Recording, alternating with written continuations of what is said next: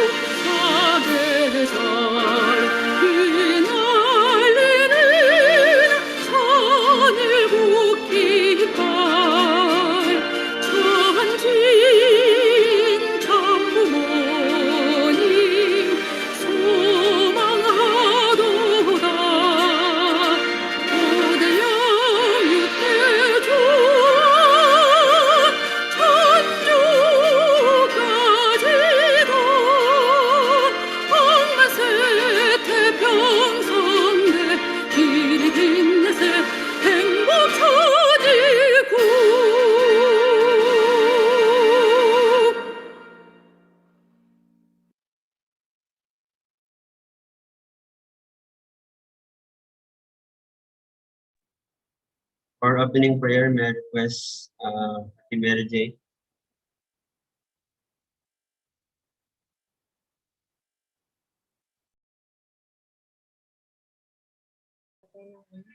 Good evening po.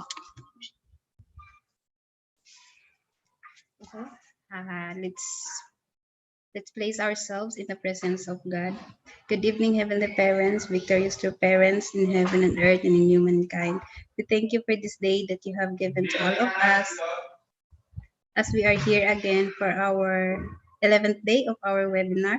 Please give us for our please guide us tonight for our session to learn and understand all the knowledge that will be shared from our lecturers about the divine principle. Through this, we hope that it will enlighten our mind to apply this in our daily lives and to avoid also in doing mistakes. We hope that we can spread and share what we have learned from this webinar to other people. May your presence, Heavenly Parents, will be with us throughout this session. Once again, good evening to all of us, to Heavenly Parents, victorious true parents in heaven, earth, and in humankind. Adieu. Adieu. Thank you very much, Ate Mary J. Welcome, brothers and sisters.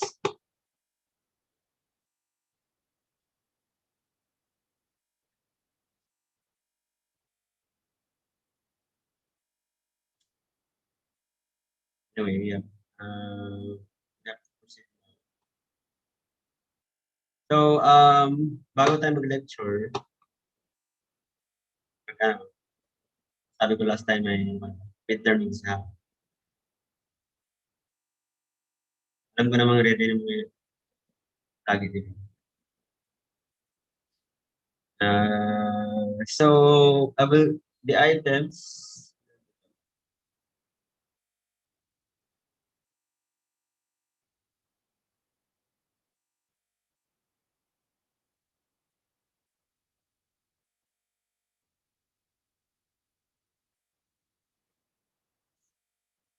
anyway, tingnan nyo na lang. But, you have to answer within 30 minutes.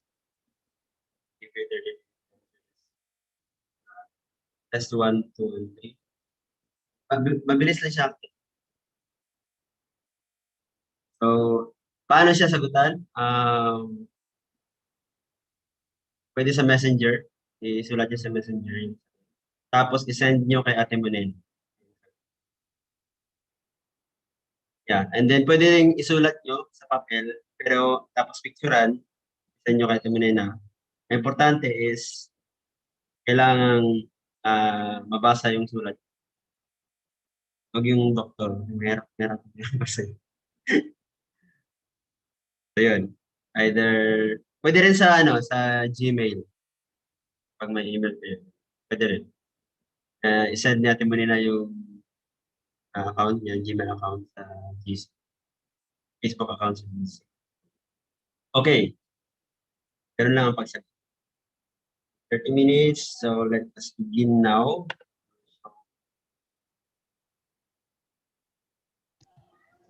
Herwin, paano yung sa mga nasa YouTube? I-ano ba natin, consider natin? Di ba dapat din sila sa Zoom? You can still answer, sir, kahit sa YouTube, as long as they can pass. Okay, Sige. so, yung mga nasa YouTube, please answer as well. Kasi since hindi naman hirap kayo sa internet, so, pwede pa rin kayo sumagot. As long as you can, ipasa niyo yung sagot niyo before night. Kasi ito naman, pag hindi niyo matapos, you can still answer afterwards. We are, we are managing the time. So, 30 minutes. It's not enough. You can continue answering. Okay.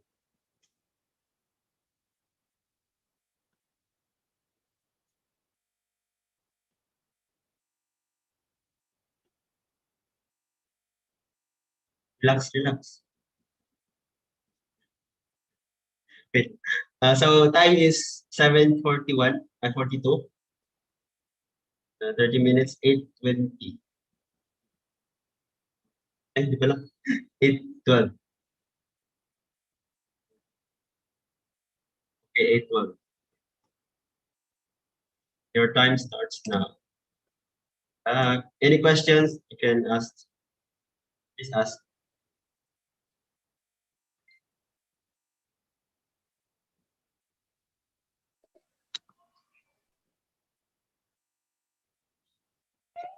Hello, Kuya Herwin. Yes. Again, can you repeat what will we do?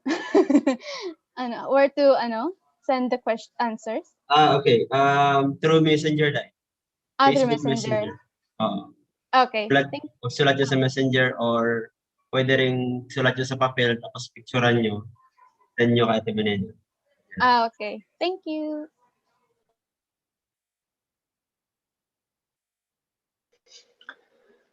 Hello po. Yes.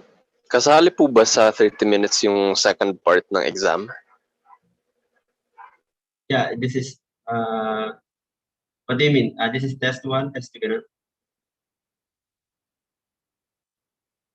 Until test 3 ko siya.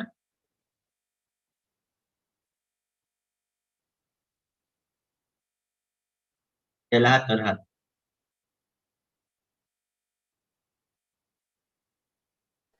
Paano lang po ulit ng ng second na ano yun? Yung second page at saka last page po pang screenshot.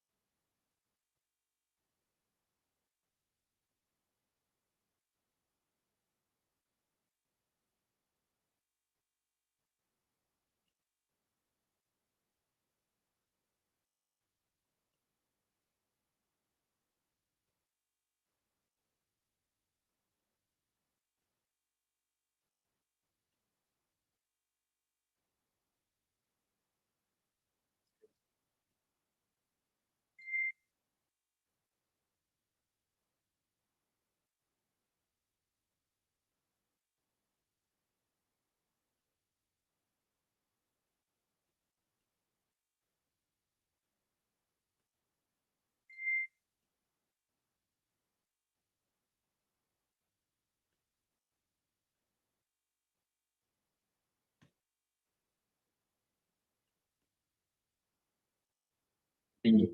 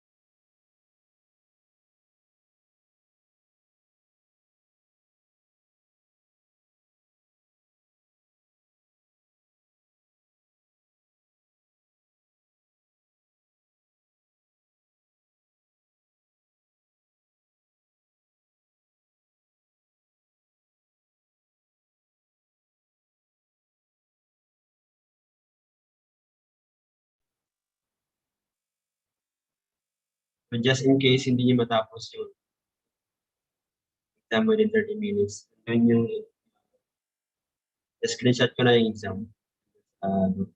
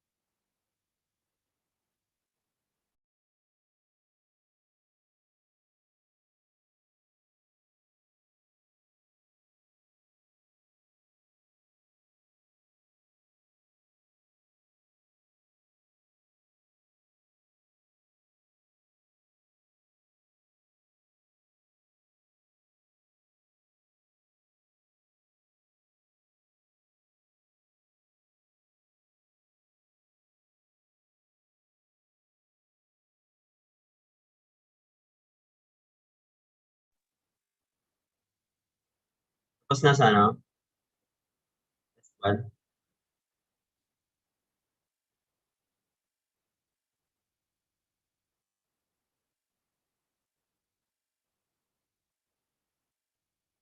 Okay. Wala nang object.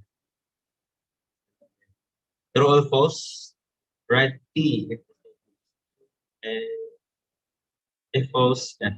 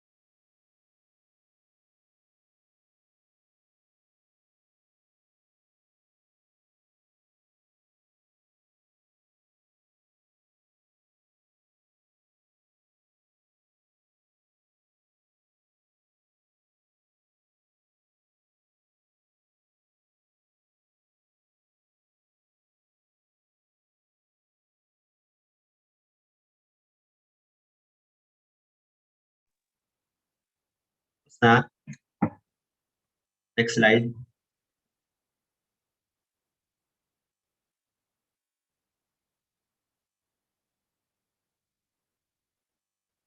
Okay, next slide na tayo.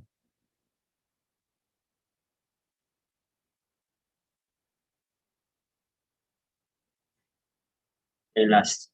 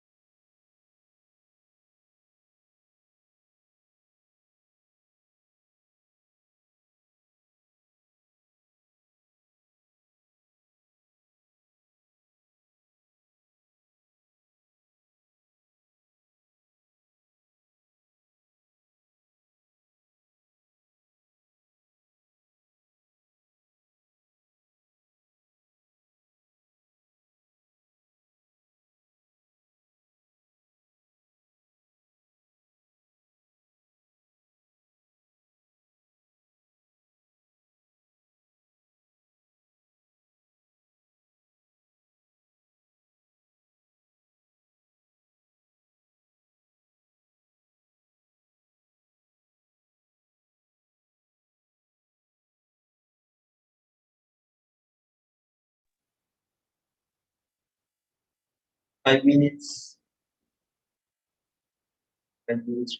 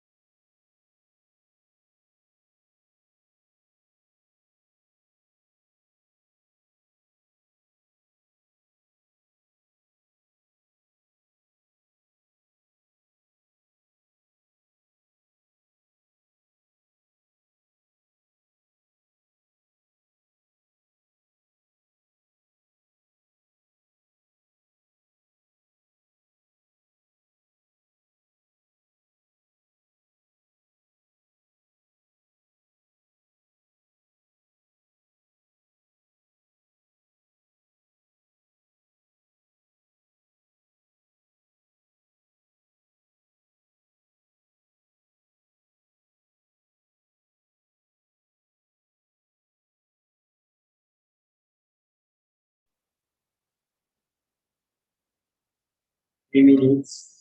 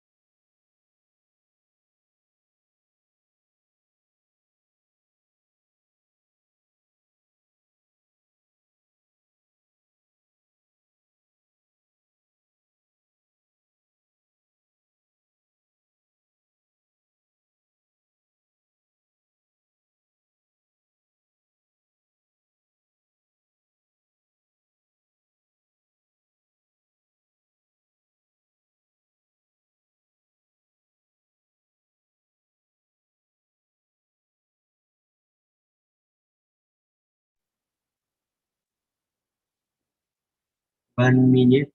I guess everybody.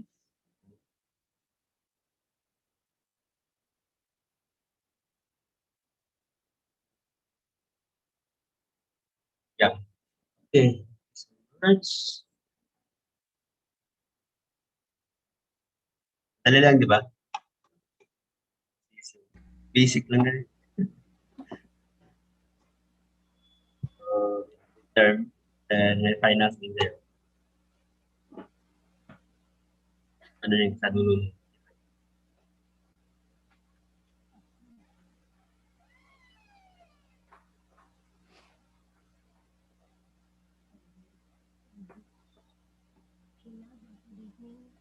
Kung hindi pa tapos, so you can answer later. And tayo na before pag 12 midnight. Okay, thank you very much.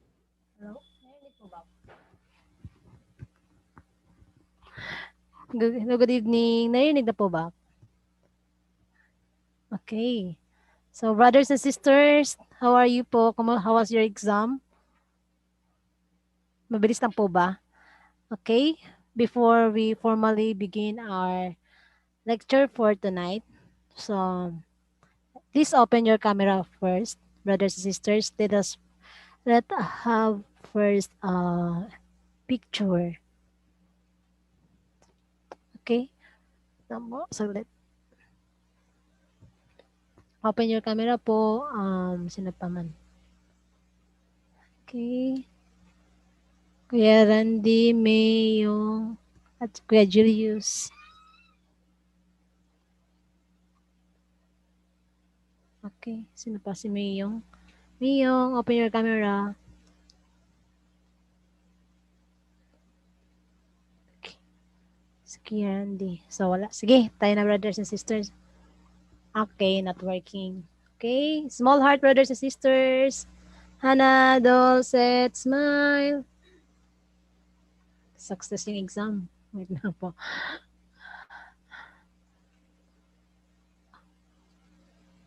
Malin. Okay. One more. Ibaragi ng brothers and sisters. Hana, Dulcet, smile. Thank you.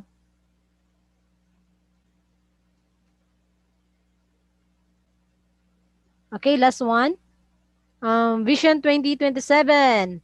Okay, Songni, Songni, Songni.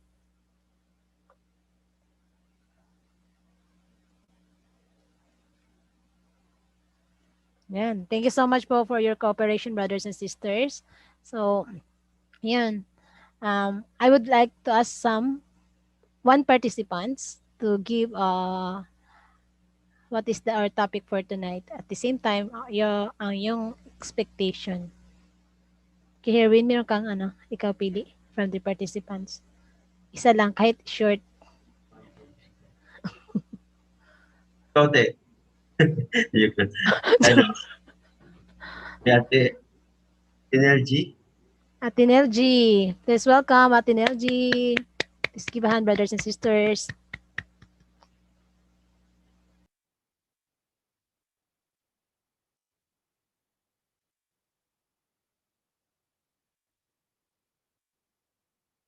Yeah.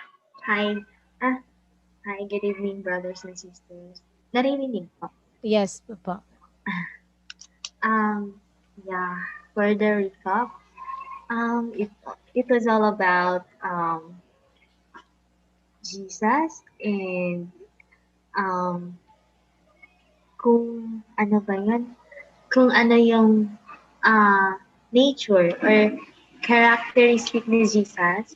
And yeah, for the for the expectation, ano ba yung topic natin? Future ka. Wait.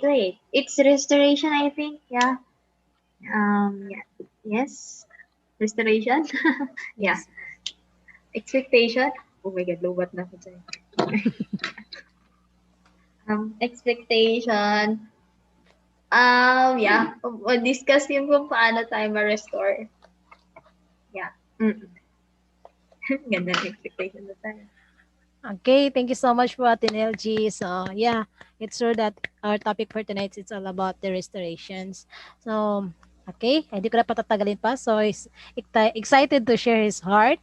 Let's help me to welcome our UPTA Program Head Director, no other than Kuya Herwin Kalinawan. Please give a hand up, brothers and sisters.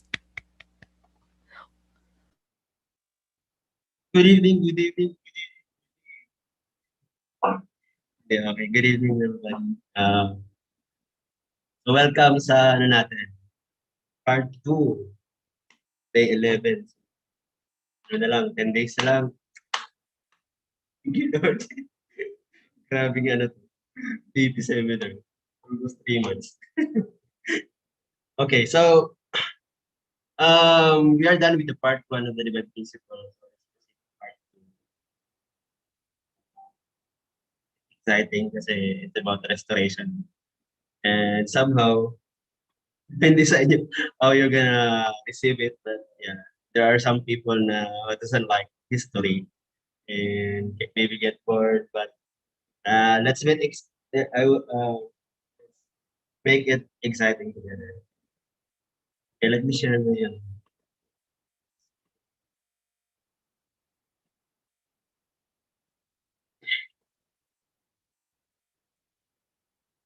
Okay, part 2 ng divine principle. Basically, it is about restoration. Yun. Introduction to restoration. Since we've studied already the part 1, we know the principle of creation, the fall of man, the last days, in the purpose of the Messiah is coming in the life of Jesus Christ. Theology. So now we are on the second part of the divine principle, which is one of the most important for us to understand. Kasi ito yung di alam ng ibang religion. Ito yung pinagkaiba. Ang pinakakaiba sa divine principle, it is because about the restoration. May restoration ba yung ibang religion? Wala. So let's study. Anong purpose ng restoration? Paano ma-restore ang tao? At hanggang saan ang restoration? So, but now let's proceed first the introduction to restoration. So the providence of restoration refers to God's work to restore human beings to our original and fallen state so that we may fulfill the purpose of creation. Ang providence of restoration, alam naman natin, it is to bring back to our original state, because if the fall never happened, we don't need this restoration. But because of the fall, kinakailangan ng restoration. Unang-una, para may balik tayo sa original state. The original state, it is before Adam and Eve fell, and that is when we became the children of God. So the question is how? Kung titingnan natin dito, the restoration and perfection of fallen people, ito yung process niya. Kung paano ma-perfect, magkaroon ng ma-restore ang fallen, kagaya natin, we are the fallen people. Ito yung paraan kung paano, on how we can go back to the original position, and how we can be restored, and how we can reach perfection. So ito yun. Human beings fell from the top of the growth stage. Where's my pointer? So, and have held under Satan's dominion. To restore human beings, God works to cut off Satan's influence. Yet we must have the original sin removed before we can sever Satan's bonds. This is possible only when we are born anew through the Messiah, the true parent. So, ito sila Adam and Eve, they fell from the top of the growth stage, and then we, the fallen people, after the fall, in order for us to reach perfection, kasi yun yung goal din ni Adam and Eve, but hindi nangyari, ganun din ang goal ng fallen people. We have to reach perfection. Question is how? Sinabi dito, we have to remove our original sin through the Messiah. So, eto.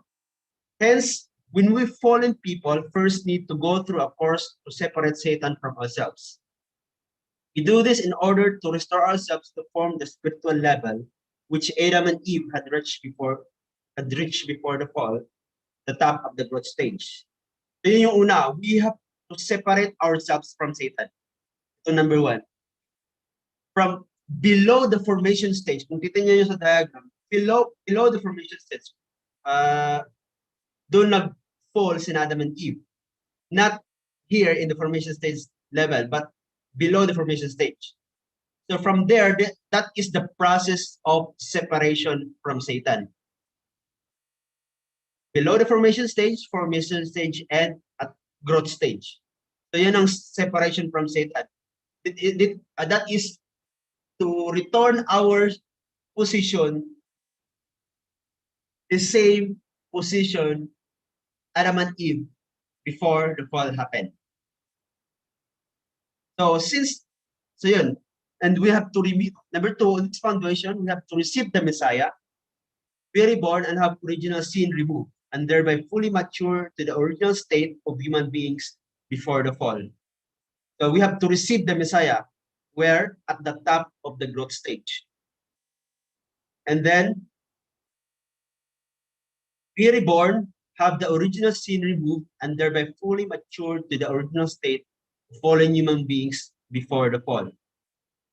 Finally, by following the Messiah, we should continue our growth to maturity, where we can we should continue to our growth to maturity, where we can fulfill the purpose of creation. So yun, after we separate ourselves from Satan, ganito lang kadali. I know you already know this one. We have to separate ourselves from Satan during the formation stage, below the formation stage, and growth stage. And at the top of the growth stage, we are going to receive the Messiah.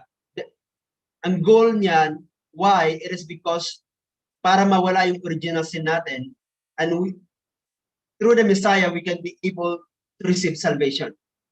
And by following the Messiah during the completion stage, and that is the continuation of our growth towards perfection. If we reach at the top of the completion stage, then therefore, we were able to reach perfection. And that is the fulfillment of the purpose of creation. Ganun yung process ng restoration and the perfection of fallen people. Ganun lang kadali sabihin. Pero hanggang ngayon, mahirap gawin.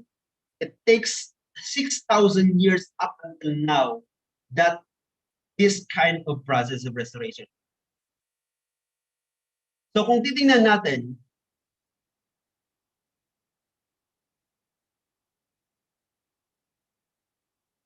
that this is the process of restoration, and we could observe also, if we connect this to the blessing of that at the top of the growth stage, we are to receive the Messiah. The fallen people at this time have to receive the blessing. Kasi through the Messiah, we can be able to receive the blessing and remove original sin. That is why napaka-importante yung blessing. That is separation from ourselves to Satan. I mean, that is the last step towards separating ourselves from Satan. Kasi we are removing our original sin.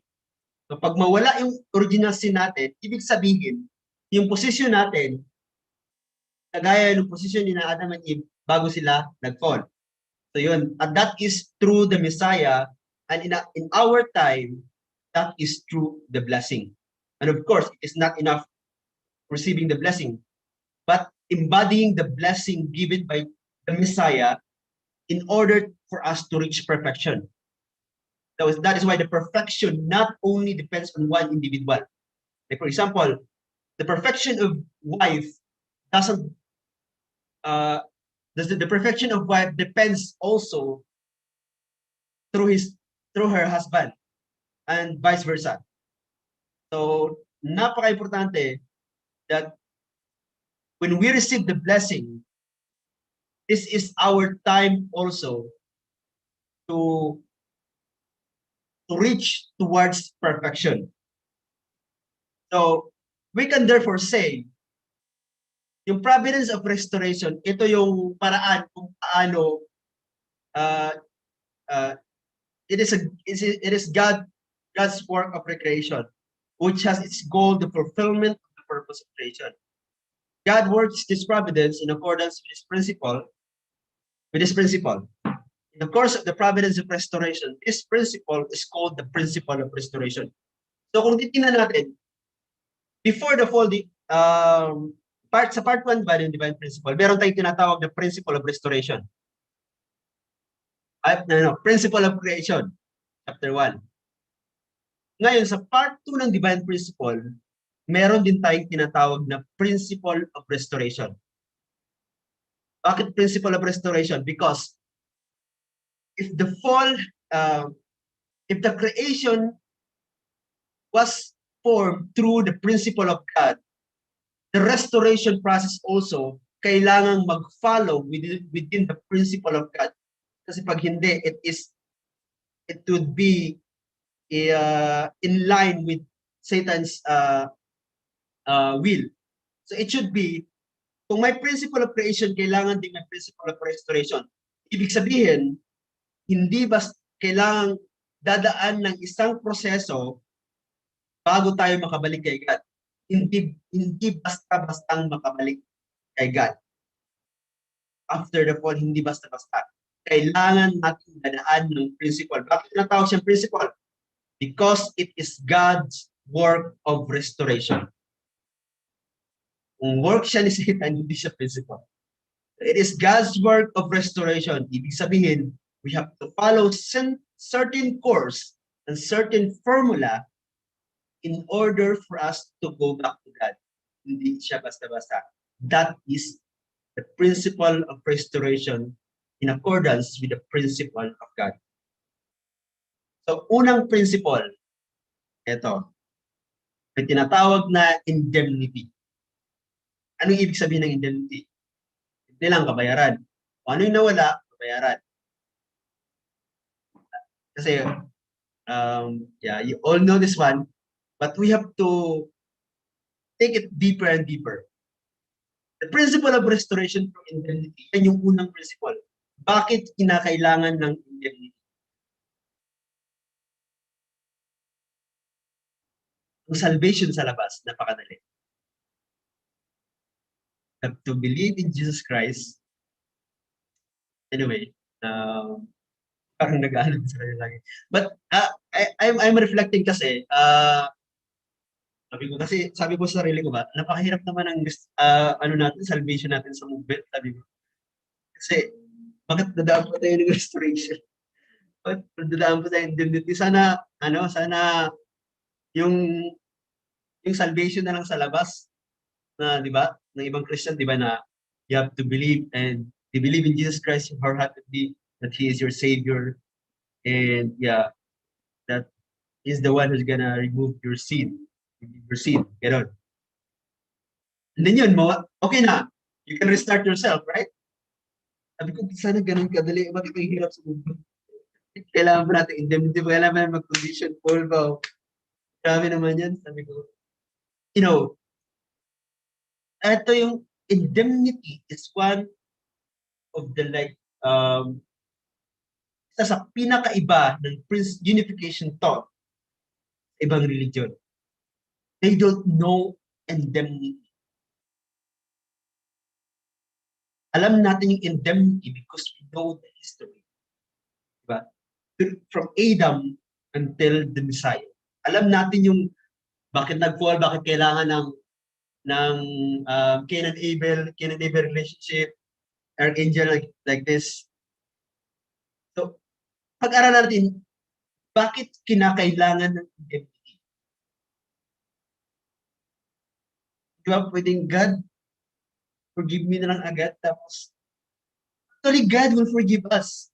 But in order for us to go back to God, we have to prove something. That we are qualified to go back into His bosom, and then after that, hindi na tayo pwedeng makapag-commit ng fall. Like, we need indemnity. Hindi basta-basta kasi indemnity is the part of, okay, more advanced na yung sinasabi ko. Let's go back here. So, before discussing the principle of restoration through indemnity, we must first understand in what position, due to the fall, human beings came to stand in relation to both God and Satan. If we, the first human ancestors, had reached perfection, they would have lived relating only with God. Kung babalikan natin yung position ni Adam and Eve, they can relate directly with God. They can talk directly with God, to be exact. Yan yung position ng human beings before the fall happened. Ito, God and human beings relate only with God. Only one master. Connected with heart, with God in heart. Yan yung position ng tao bago magkaroon ng fall. Diba napakadali lang sana. Usapin mo na agad si God. Nag-fall si na Adam and Eve. They could have asked God directly. Ganun dapat ang mangyari, but they never do that. So after the fall, ganito. However, due to their fall, they join in a kinship of blood with Satan. Hence, immediately after the fall, they found themselves in the midway position, a position between God and Satan, where they were relating with both. So we are in the midway position pagkatapos ng fall. Ano ibig sabihin ng midway? Nasa gitna tayo. Ito yung problema. Why is it that we cannot decide easily? Ito yung naging problema. Because in the right side, God, in the left side, Satan, we are in the midway position. Ito yung posisyon na mas nakakatakot.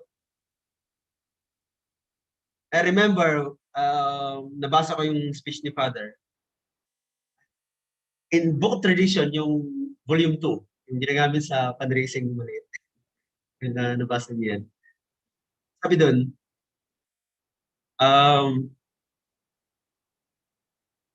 nahirapang mag-trust si God sa tao. Bakit? At that moment, he is praying, shedding tears. But later, may iba nang ginagawa. Magawa na ng kasalanan. Nagbabago yung tao. At yun yung napakalungkot, sabi ni Father. That is sudden to God. It is why we as a human being, bakit hindi tayo sure kung anong posisyon, kung saan tayo nabilong. Kaya we have to realize these things. We are in the midway position, but let us, as a fallen human beings, as a member, let us prove to God that at any moment, hindi tayo nagbabago para hindi mag-worry si God sa atin. Nag-worry si God actually.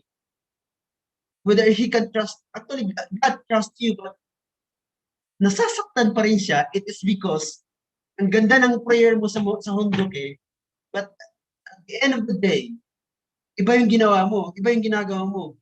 That's the point.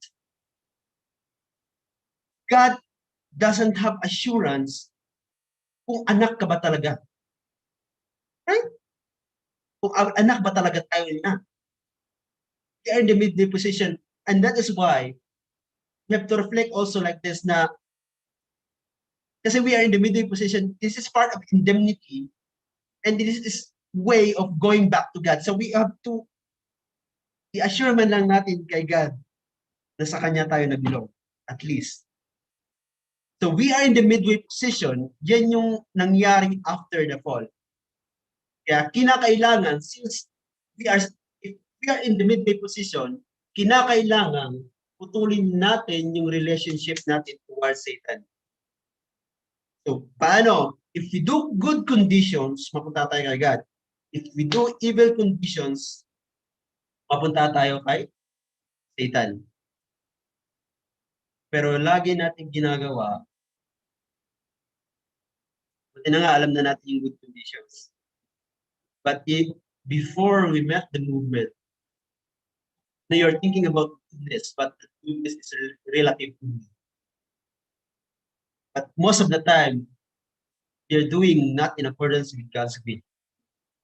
Buti na nga ngayon, since we knew the principle, I hope at least 60% gawa natin yung kabutihan na ninanais ni God.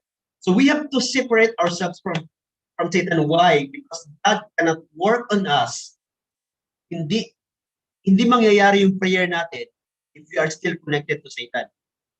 Hindi mangyayari yung providence if that central figure is still connected to Satan. So the very first thing, ang unang-unang gagawin natin as a fallen human beings para may balik tayo kay God, kailangan nating hiwalay kay Satan. Yan ang pinakaunang gagawin. Kasi titingnan natin dito, di ba? The very first thing is separate ourselves from Satan. Yan ang unang gagawin natin. That is the principle of restoration. Hindi ka makabalik kay God kung connected ka pa kay God. Kaya yun yung unang gagawin natin. So, how the restoration of indemnity happen? So here, meron tayong yung making ng condition ng ang tawag na indemnity. So, process of restoring, yan yung restoration through indemnity. Yung condition na ginawa, that is the condition of indemnity. And since it is God's work to restore, this is what we call the providence of restoration through indemnity. So, ito yung process of restoration. This, we have to make a certain condition, and in accordance with through indemnity, in accordance with principle of restoration of God's principle. Through God's principle. So yun yun. In order for us to be restored, we have to make certain conditions in accordance with God's principle of restoration. Hindi, kaya ulitin ko, hindi basta-bastang papatawa. God could forgive us, but God wants also that we as a fallen human beings, we have to prove to God that we are worthy to receive the blessing of going back to His bosom. Diba, mas maganda yon, hindi basta-basta. Kasi pag, if you follow the certain course kasi, certain conditions kasi, if you follow certain course and condition, you could be able to understand yung heart ni God, yung situation ni God, and yung situation ng human beings. So therefore, if you understood these things, if you understood these things through following the certain condition, the tendency niyan is you will not be able to do things na makakasakit kay God. So the fall will never happen if you will follow a certain course. Kaya napaka-importante ang indemnity condition, a certain course, before we can go back to God. Kasi pag napakadali lang magpatawad, kung madali lang bumalik sa bosom ni God, madali lang ding mag-fall, babalik kay Satan. Okay, so ito yung mga conditions, mga types of indemnity conditions.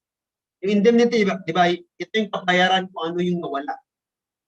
Meron tayong tinatawag na equal indemnity, lesser indemnity, and greater indemnity. So how does the condition of indemnity compare with the value of what was lost? So ang first is equal indemnity. Ang equal indemnity, ito yung pag may utang kang 50 pesos, ang ibabayad mo 50 pesos. Sa Bible, yung sinasabing kung ang nawala ay buhay, ang ibabalik ay buhay. Then, an eye for an eye. Then, isa. Yan, life for life. Tooth for tooth. Ano pag walang ipin? Anyway. So, yan. Yan yung equal indemnity. And lesser indemnity, ito yung kahit nangutang ka ng 100, kung pwede mong ibayad is 50. Depende. 50, gawa ng meron nang nagbayad sa'yo na iba. Like for example, sa Catholicism, merong tinatawag na Holy Communion. Yung mag-receive ka lang ng wine tsaka yung hostia, and then you already like receive the blood of the blood and flesh of Christ. And then yun yung ganun, yan. That is one of lesser indemnity. Another example is by believing Jesus Christ, yung sasabi ng Christians, that is actually a lesser indemnity. na if you believe Jesus Christ, that He is a Savior, and niwala ka lang sa Kanya, and then you will be forgiven, that is lesser indemnity. Kasi ganun lang katali, di ba? Tapos nawala agad yung kasalanan. At actually, it happens, but it is not complete. So, which means, madali lang yung kabayaran, pero yung, di ba, yung kasalanan natin, ang laki ng kasalanan ng tao, pero ganun lang bayad. Just accept Jesus Christ. That is one of the example of lesser indemnity. Ngayon, ang nangyayari kasi is that usually hindi nangyayari yung lesser indemnity. Kaya pag hindi nangyayari yung lesser indemnity, nagkakaroon ng greater indemnity. Ang greater indemnity, for example, yun yung ginawa ni Abraham. Na supposed to be yung he failed, yung nag-offer si Abraham ng dove, ram, and heifer, and he forget to cut the dove. Yeah. And then, since nakalimutan niya yung pagkat ng dove, naging greater indemnity, inas siya ni God na i-offer ang kanyang anak. Diba? Galing sa ibon na punta sa anak. And hindi lang ganon, nagkaroon ng 400 years slavery in Egypt dahil sa kasalanan ni Abraham. Yun yung mga greater indemnity. So greater indemnity happens if you usually don't fulfill the lesser indemnity. So, paano ba? This is true. The indemnity happens. Condition of indemnity is through reversing the course of one's mistake. Kung ano yung nawala, yun yung, like for example, during the time ni Adam and Eve, they lost the words of God. So in reversing, we have to have faith towards God. And then, sinong gagawa? We ourselves, without no one exemption. We fallen human beings, we are the one who's gonna fulfill the indemnity condition in restoring ourselves. So we must fulfill unnecessary indemnity conditions as our portion of responsibility. So ganon, equal indemnity, lesser indemnity, and greater indemnity. Ngayon, we are now going to study foundation for the Messiah. So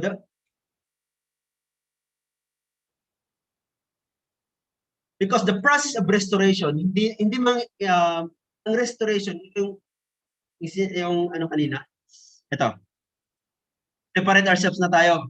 Ngayon, we are now in the second part, receive the Messiah and be reborn.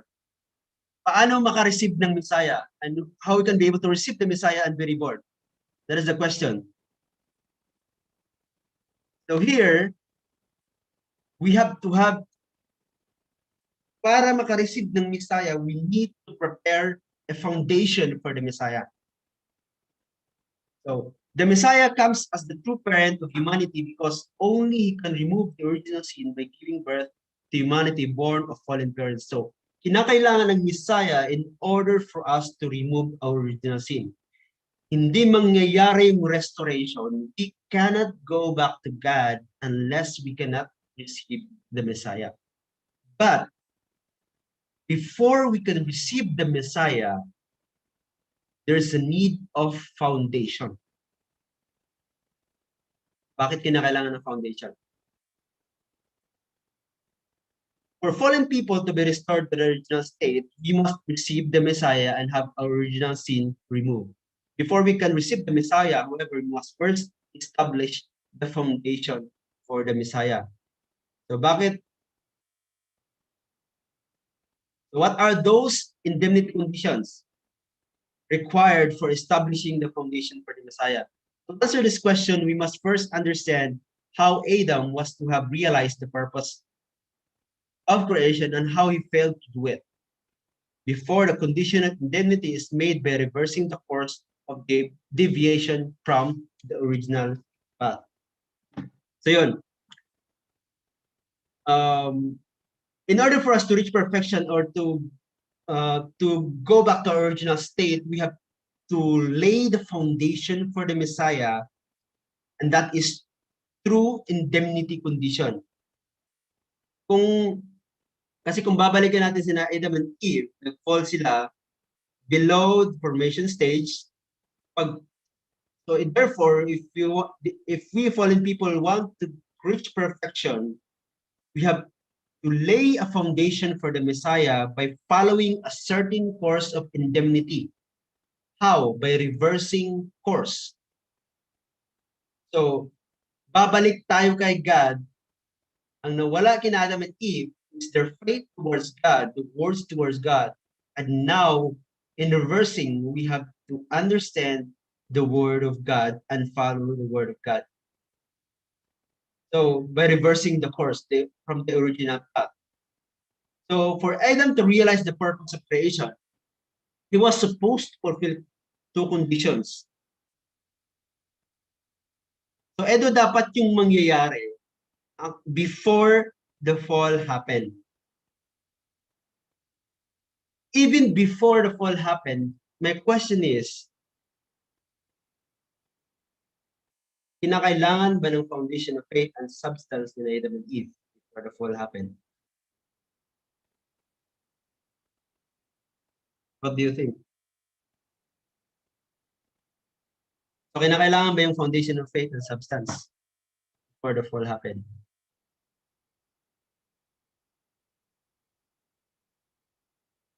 Okay, what do you think is the answer? About Ate Jenna.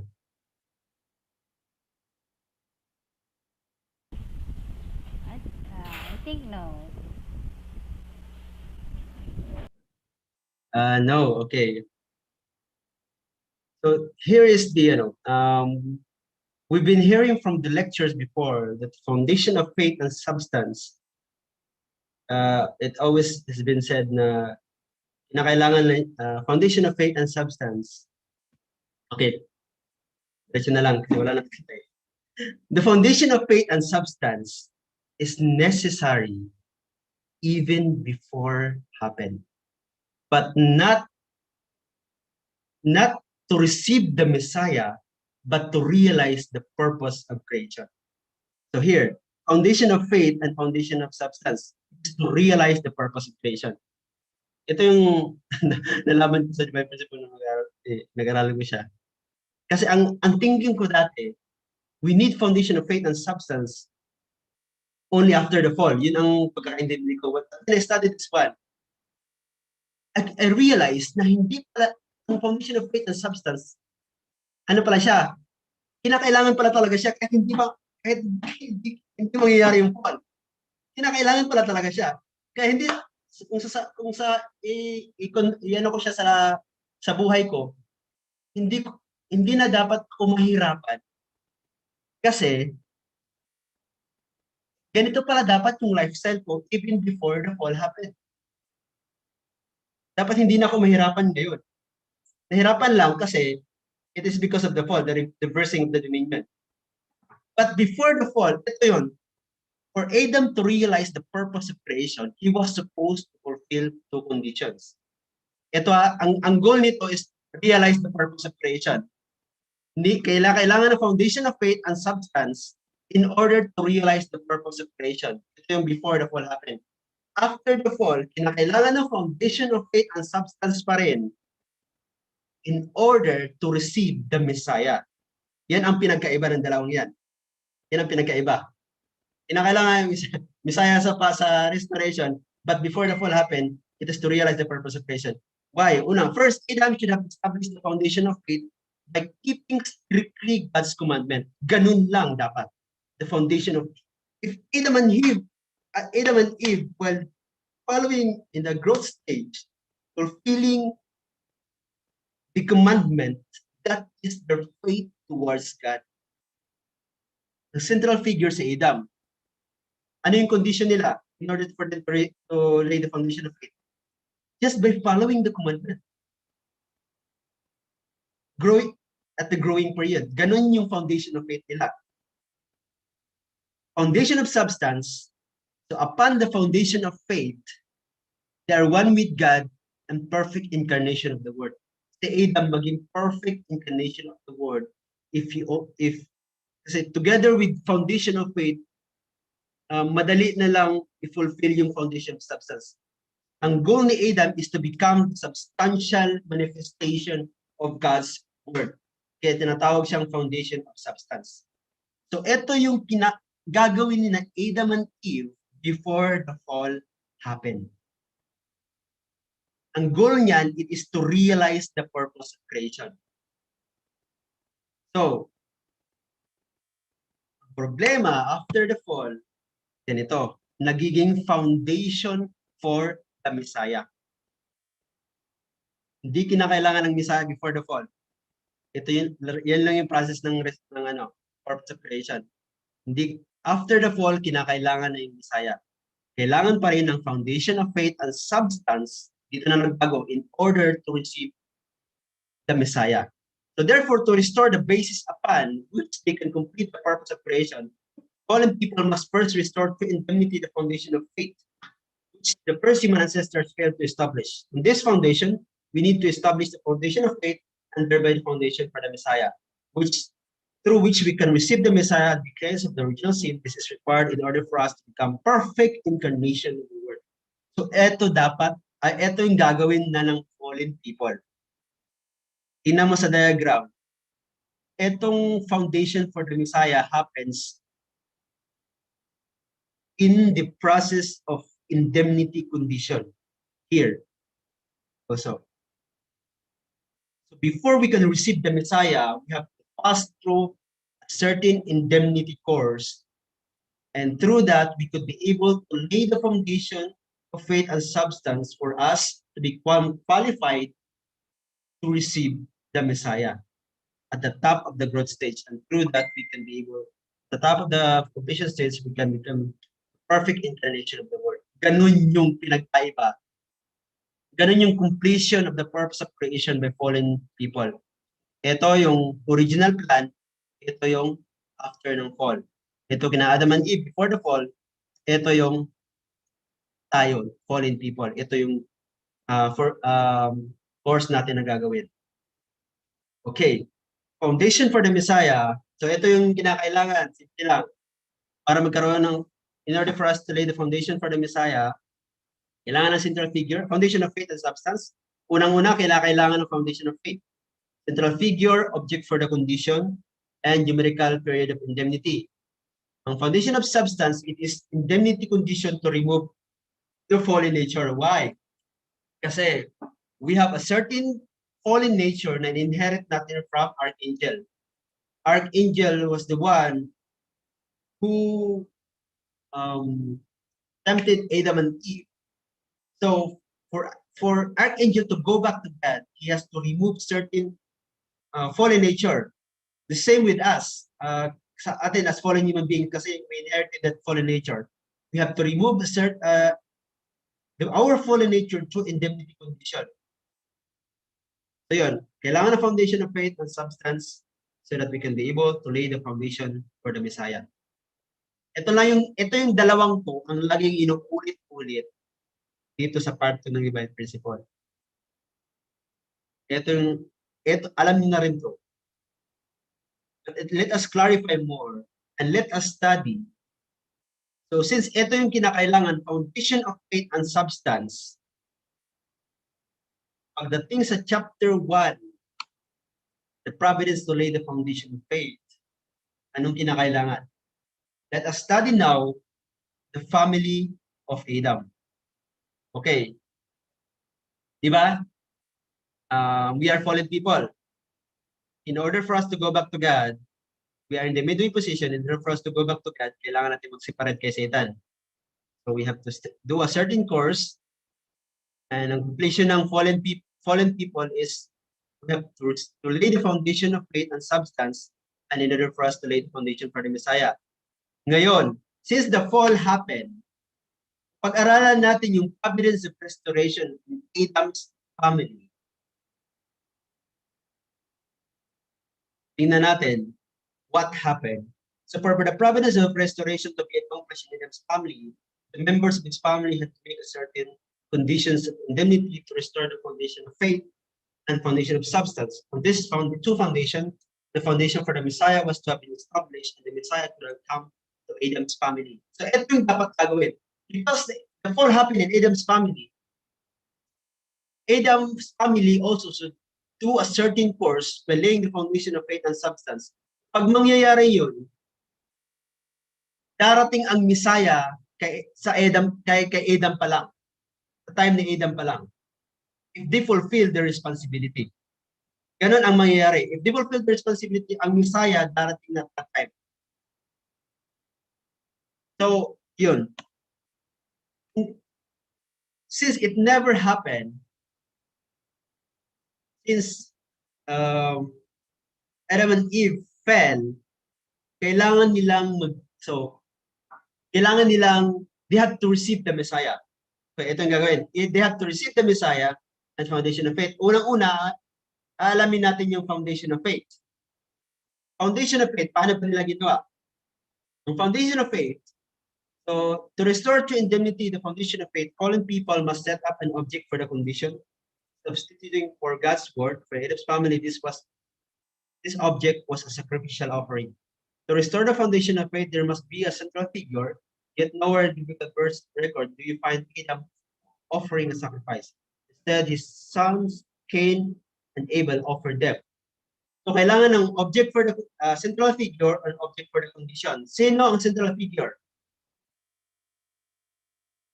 Adam? Bakit hindi si Adam? Hindi si Adam, it is because Adam already fell. He is in the connection with Satan. God cannot dwell a person, yung sinabi ko nina, God cannot use that person if that person is still in connection with Satan, the midway position. So since hindi na makapag-work si God kay Abel, kailangan mag-work si God sa kanyang anak ni Adam and Eve. So ang maging central figure is Abel. And then ang object for the condition na ginamit nila is sacrifice, the sacrificial offering, pag-aalay ng animals. It is because the word was lost during the fall. And then, so it means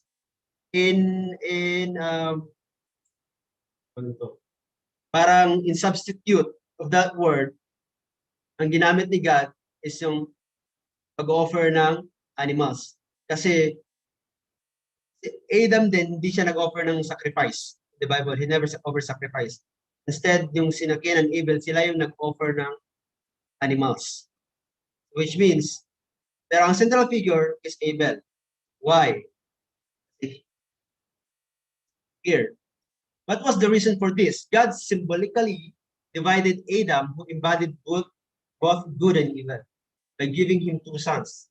Abel representing good and Cain representing evil. God set them in positions where each dealt with only one master, God or Satan, and had them offer sacrifices separately. Abel made the offering in a manner acceptable to God. In this way, he successfully laid the foundation of faith. So, since Abel symbolically divided, God symbolically divided Adam, God cannot work Adam, right? So kailangan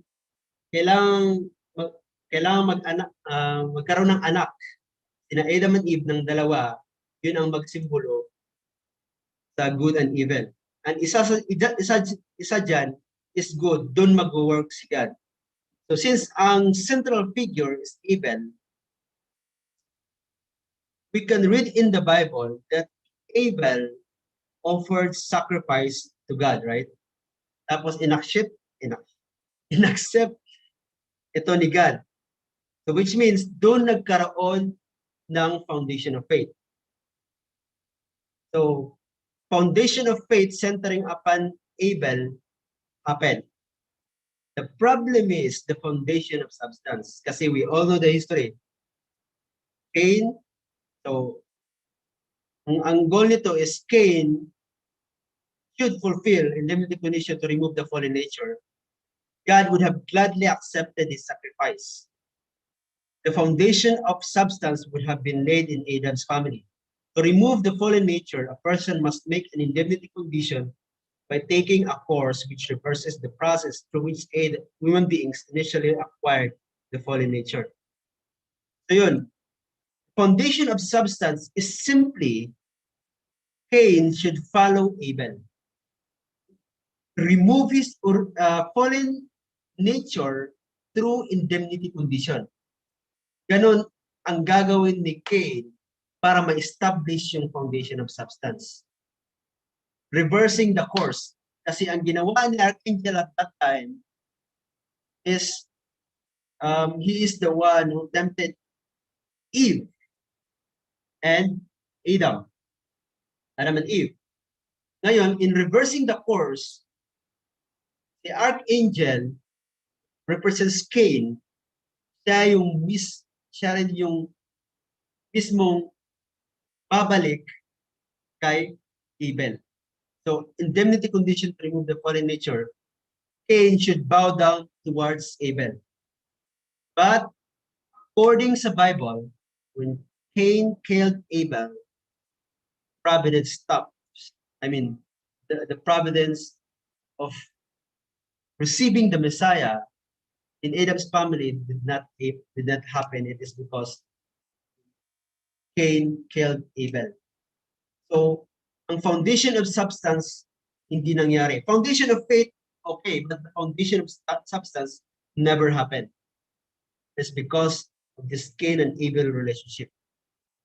According sa original divine principle, if Abel also would humble down himself, kasi ang goal kasi ng central figure is to connect to God. Now, after nila mag-connect kay God, kailangan sila yung hila sa mga taong hindi nakakonek kay God. Yung mga taong hindi nakakonek kay God, yung mga evil person, hindi sila makadirect kay God. Kailangan dataan sila sa central figure. Ang mga central figure na yun, sila yung hihila sa mga evil person.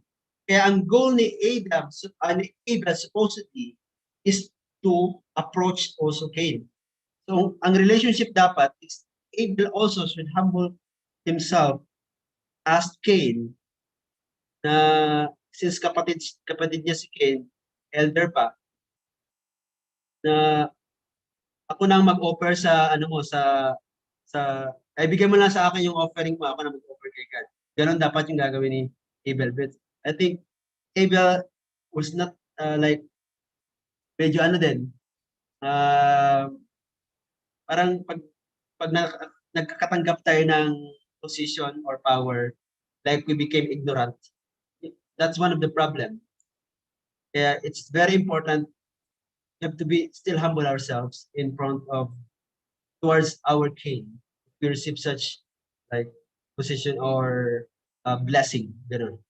So ganun dapat yung gagawin ni Abel, but it never happened. So there is a problem between this Cain and Abel relationship. Kaya hindi nangyari yung foundation of substance. So, ano yung natutunan natin dito? Tuloy ito, yung primary characteristics of fallen nature. Archangel fell, apat siya. One is failing to take God's standpoint, leaving one's purpose. Failing to take God's standpoint with Lucifer should love Adam. Ang ginawa niya, nagselo siya kay Adam na nakareceive ng love. He is thinking that Adam received more love from God than Eve. Then, ginawa niya is to tempt niya si Eve. When the fall happened. But the bottom line is he started to think about himself. Kaya delikado pag ang tao nag-iisip sa kanyang pansarili lamang. Very important, if we always do things, kailangan you have to think and see and look God's viewpoint first. Kailangan isipin muna natin si God. Before we speak, sabihin mo, you have to think first na, gusto ba to ni God? Sasabihin ko to sa mga kapatid ko. Tuwa kaya si God pag sasabihin ko to, pag gagawin ko tong bagay na to. So if we fallen people also, if you think first God, siguro hindi medyo mabawasan yung ano natin, mga kasalanan natin ginagawa. Napaka-importante yung iniisip talaga una si God bago ang sarili mo. Number 2, leaving one's proper position. So Archangel fell because he did not respect Adam. Adam kasi, siya yung mediator ni God. So, not respect Adam as God's mediator and receive God's love through him. Rather, he attempted to seize Adam's position. This was the second primary characteristic of the fallen leader, leaving one's proper position. So yun, if you have that position, it's like, you want to do something, then kailangan, parang, ito din yung problema natin eh. We wanted to take that wealth we have then in compromise ng ibang tao. Ganun ang pangyayari. Pag gusto mo umangat, sa fallen people ngayon, gusto mo umangat pero may nasisira kang ibang tao. Yan ang isa sa fallen nature na natutunan natin kay Archangel. But that is not, kailangan pag umungat ka, hilain mo yung mga kapatid mo pataas. Pag sila hilain pababa. You have to go together. Number 3, reversing dominion. Ito yung position na binaligtad ni Archangel yung position. Kasi si Archangel is servant, si Adam and Eve, sila yung anak ni God. But, because Archangel wanted to receive love from God, understood niya yung love. So, na-reverse na yung dominion. Ano nangyayari, yung posisyon ng tao below sa Archangel. Number 4, multiplying evil. So, ito yung lagi din. When we commit sin, and then we multiply it to the people. At unang-una, ang pinaka-importante talaga dito, hindi mangyayari itong 2, 3, and 4 unless we fulfill this number 1. Failing to take God's standpoint. Ito yung hindi natin iniisip. Pag naging selfish na yung tao, pag hindi na iniisip si God, doon nagkakaroon ng selfishness, and doon mangyayari yung sin. Kaya napaka-importante, if we want to reach perfection individually, by uniting our mind and body, our minds should be centering, always centering upon God. And doon, for sure, we can be able to fulfill the perfection. Fall will never ever happen. So ito yung primary characteristics na na-inherit natin na parang nababaliwala natin, pero ito talaga yun. Indemnity condition to remove the fallen nature. So ito yung dapat gagawin ni Cain. The indemnity condition is removing the fallen nature of Cain through the indemnity condition. So, yun yung restoration. Cain should love evil. Number 2, kailangan respetuhin si Abel. Si Cain, respect Abel as mediator. Number 3, Cain should submit to Abel. And 4, Cain should learn God's will from Abel. Of course, gaya ng sinasabi ko nga, hindi lang to problema ni Cain. This is also the problem of Abel kasi hindi niya, parang tulungan yung kapatid niya ba na nahihirapan. Ganun. Hindi niya tinulungan na ganun. Parang nagmamayabang na rin si Cain kasi siya yung malapit kay God. Dapat, kung ikaw yung malapit kay God, tulungan mo yung kapatid mo na nahulog na sa bangin. Hilain mo pataas. Cain, sama ka sa akin. May mag-offer tayo kay God ng ring. Nangyari, nung nag-offer si God ng yeah, that is like more advanced lecture in the divine principle. The position also as Abel, napaka-importante yung Abel and Cain. Hindi lang ang problem kay Cain, but also the problem of Abel. So two should unite together. And if they unite together, it would establish the foundation of substance, and then thereby they can lay the foundation for the Messiah. Pero nga, hindi nangyari because Cain killed Abel. So therefore, foundation of substance hindi nangyari. So ang foundation for the Messiah, foundation of when Abel made his sacrifice in a manner acceptable to God, he fulfilled the indemnity condition to restore the foundation of faith and firmly secure his position as central figure of the substantial offering.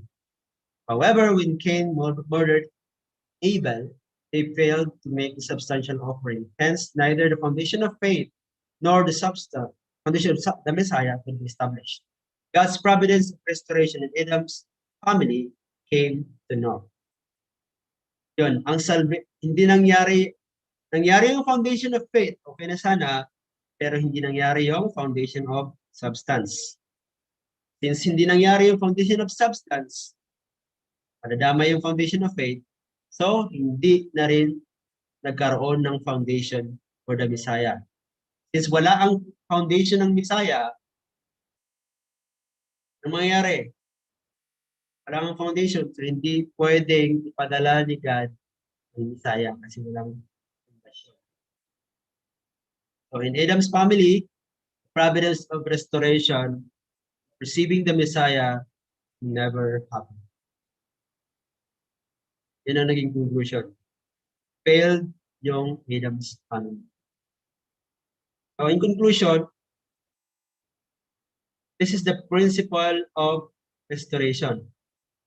Hindi madali ang principle of restoration. We need to follow a certain course.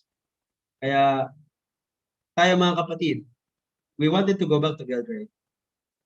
Gusto niyo ba yung madali lang? Of course, gusto natin yung madali lang. But at least, let us show God that we are worthy enough that we receive such forgiveness, we receive such blessing by paying indemnity, by reversing the course of the fall. That is, if you cannot reverse the course, if you cannot follow indemnity condition, hindi mangyayari yung restoration. So yun, even though mahirap yung restoration process natin, yung salvation ng Unification Church, yung salvation natin mga kapatid, actually medyo mahirap talaga siya. Pero ito lang yung paraan para maibalik tayo kay God. Kailangan tanggalin natin yung mga nature na na-inherit natin kay Satan through indemnity condition. And then, kapamagitan nun, hindi na tayo basta-basta ma-fall. Kasi kung basta-basta lang tayo patawarin ni God na walang indemnity, madali lang din tayo babalik kay Satan. So, I hope you understood this one, Introduction to Restoration, and Adam's family, and providence of restoration. Good evening. Thank you very much. Good evening, brothers and sisters. Let us give a virtual applause to our Sir Kuya Herwin Kalinawan. Thank you for that very informative lecture, Sir Herwin, about the principle of introduction of the principle of restoration. So it's reflection time. Grabe, ang dami natin gagawin ngayon. Una, nag-exam. Tapos, nag-lecture. May reflection pa rin, kala nyo, ah. So, anybody who wanted to volunteer?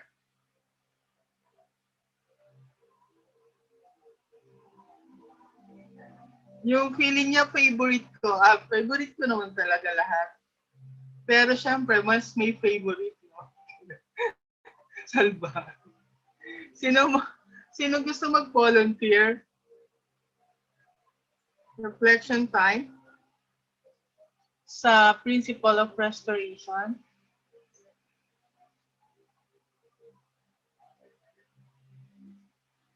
What makes principle restoration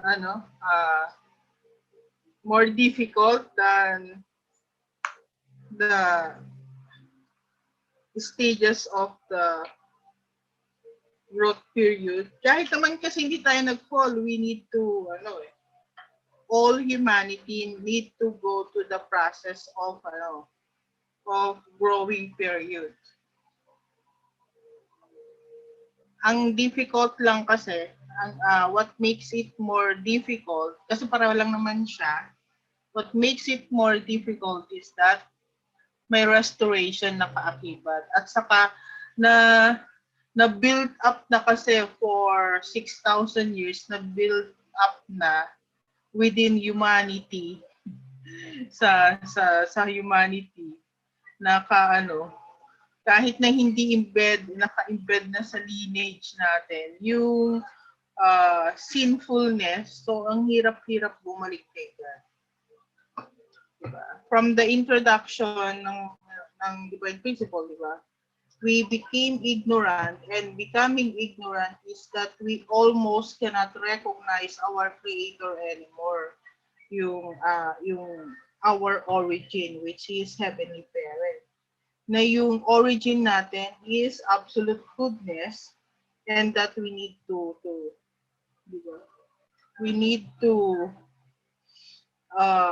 develop that as we go through the process of perfection. Pero natabunan yun ng false natures that we have inherited from Satan. That's why it makes restoration difficult.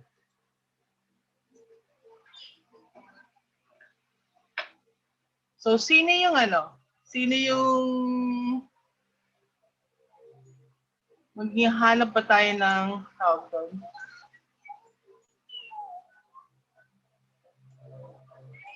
Oh, nandyan sila Mayong and Charmaine. Can you all, pwedeng kayo unang mag-reflect? May I welcome Mayong first to reflect. Let us welcome Sister Mayong. Hello, good evening, brothers and sisters. Nagulat ko ako una. Okay, so my reflection from this for tonight's lecture. Yun. Actually, yung topic ngayon is like also very similar yung during Hondo kay when I was also given reflection that day, yung decision. So, yun nga. So, as human beings, we are in the position, midway position between God and Satan. So, of course, it's also our portion of responsibility and portion of responsibility and our decision to choose. But of course,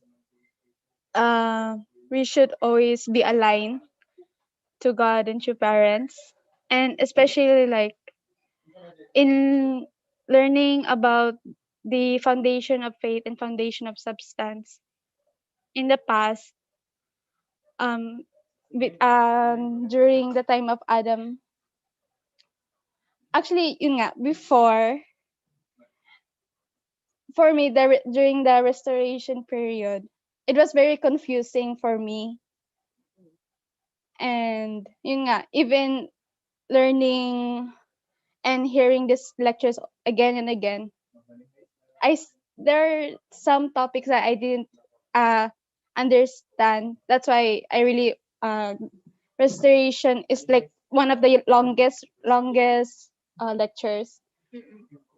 So yun, like God gave them their portion of responsibility and they need to fulfill it. But if they fail the foundation of faith, there's a possibility there's also like possibility they will also fail to the foundation of substance. I mean, they will fail if ano. Ah. So yun.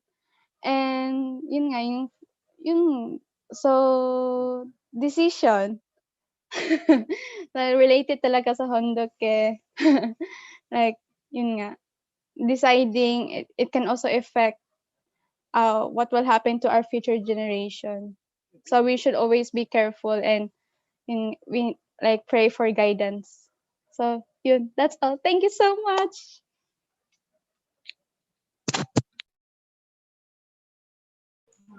Miss Mio, thank you too. Can I ask further? So, what part do you still have uh, something to clarify based on the introduction of the restoration, principle of restoration? Ay, hindi po, not the introduction, yung yung the central figure like Adam, no, Moses, Noah, like in there lang, what's this? Not, I'm okay with the introduction, but yung lang, how, what's this? Like, like I still want to learn deeper lang. Opo. Yung heavy stuff sa mga like I want, opo. Yung dispensation ng restoration centered on them. Opo, so we opo. will be learning that in the next chapter. Yes po. So, isa-isa in the next few days. Next, ano ba yun? Yung Thursday, yung ang mauna natin is Adam's family and Noah. Adam and Noah. Adam, Noah, and Abraham. Yeah. So for now, save mo muna yung questions about it. Thank you, Miss Miyong. How about Miss Charming? Charmy? Charmy ba? Charmy ba? Yes po. Charming. Oh, Charming. Yes. Charming. Mm. Can we hear your reflection too? Yes po. Good evening. Let's welcome Miss Charmy. Good evening, Heavenly Parents and True Parents. Good evening, brothers and sisters. So my reflection from the lecture about principle of restoration. Yeah, quite the same, but I want to say like, yes, it is true that after the fall of Adam and Eve, we are in the midway position between God and Satan. So I also learned that how we can separate Satan from us as fallen people. So it's either that we can go to God's side if we make good conditions, and to Satan's side if we make evil conditions. And I also learned that we can be reborn and be perfect, or something like receive the Messiah if our original sin is removed through how to say like yes, through the Messiah, that we can remove our original sin. And in order for human beings to fulfill the foundation for the Messiah, we have to fulfill two conditions, which are the foundation of faith and foundation of substance. Yeah, I just want to emphasize what Ate Miyong said about when a central figure fails to fulfill the foundation of faith, then everything will be, everything I don't know, more how to say, like, if a person or central figure fails to fulfill the conditions like the foundation of faith, then the providence of restoration through that central figure failed because I know one condition has failed because like failed I know he or she failed to I know complete that condition. So everything the whole thing will come to a conclusion that um, it failed because that person failed to fulfill that condition, which is the foundation of faith, or was one of the conditions, foundation of faith. Then, I mean, yeah, um, that just like I know, just like see Abel, yes, he fulfilled the foundation of faith, but because Cain killed Abel, supposedly that he should have, I know, fulfilled his responsibility um, to love his brother and to also unite his brother na si Abel. But because he failed his responsibility, because he killed Abel, that means he failed to fulfill the foundation of substance, and providence of restoration in Adam's family failed because of that mistake, because of Cain's mistake when he killed his brother. So yun, that's what I've learned from that chapter. So yeah, my reflection is that we need to fulfill all these conditions, the foundation of faith and foundation of substance, so that we can fulfill the foundation for Messiah, and yeah, mm, victory will come, and we can be perfect people. So yun, that's all. Thank you. Hey, Miss Mayong and Miss Charmaine, especially Miss Charmaine and the other second gen. Is Mm. it in as a second gen and as a first gen, there's a big difference. Uh,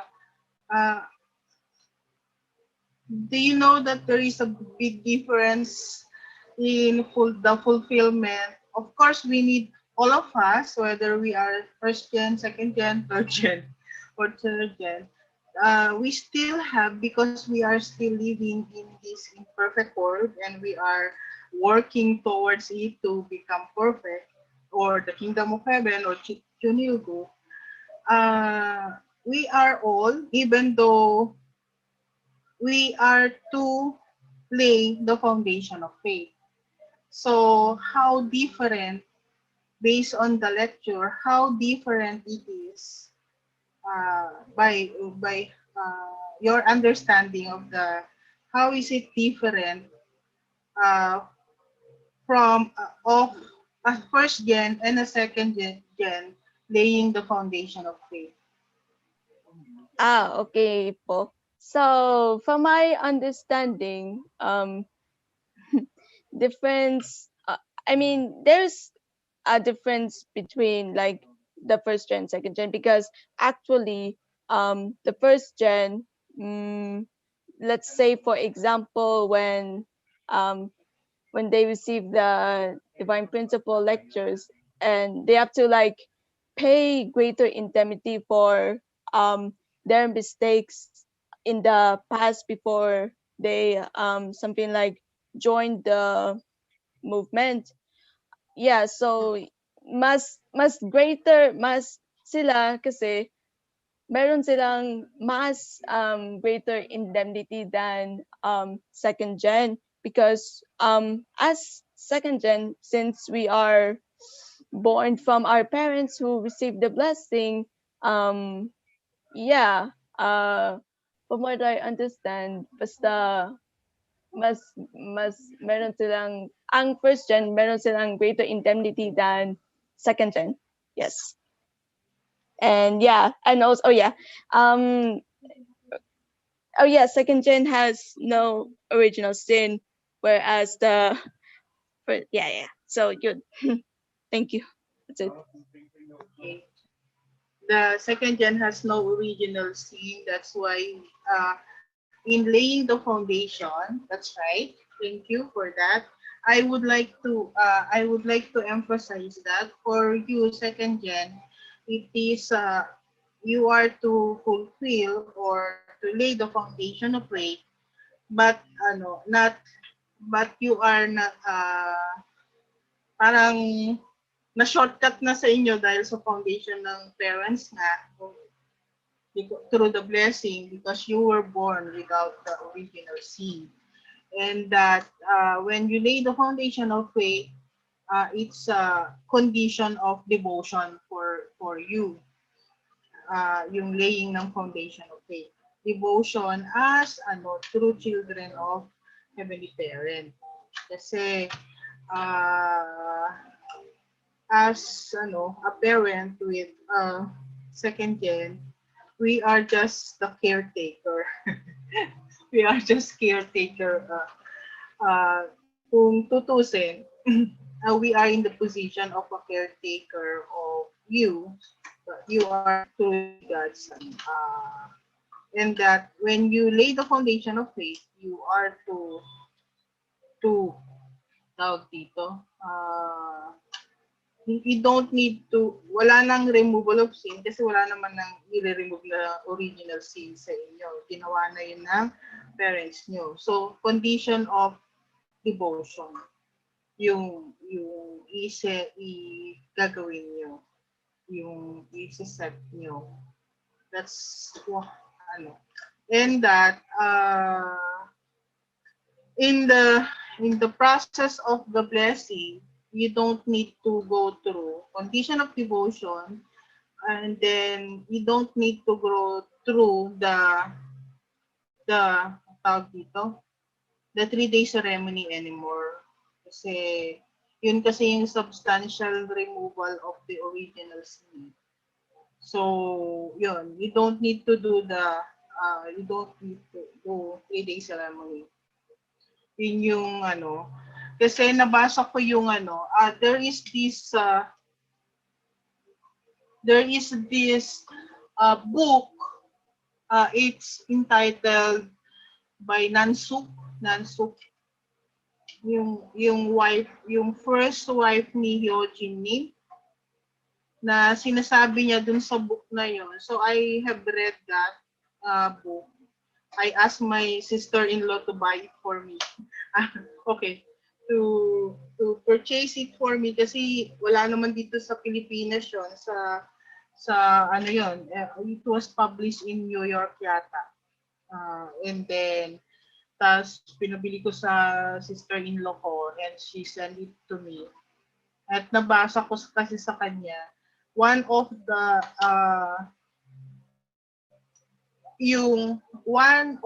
things na ipina-persecute niya kay father or sa true parents is that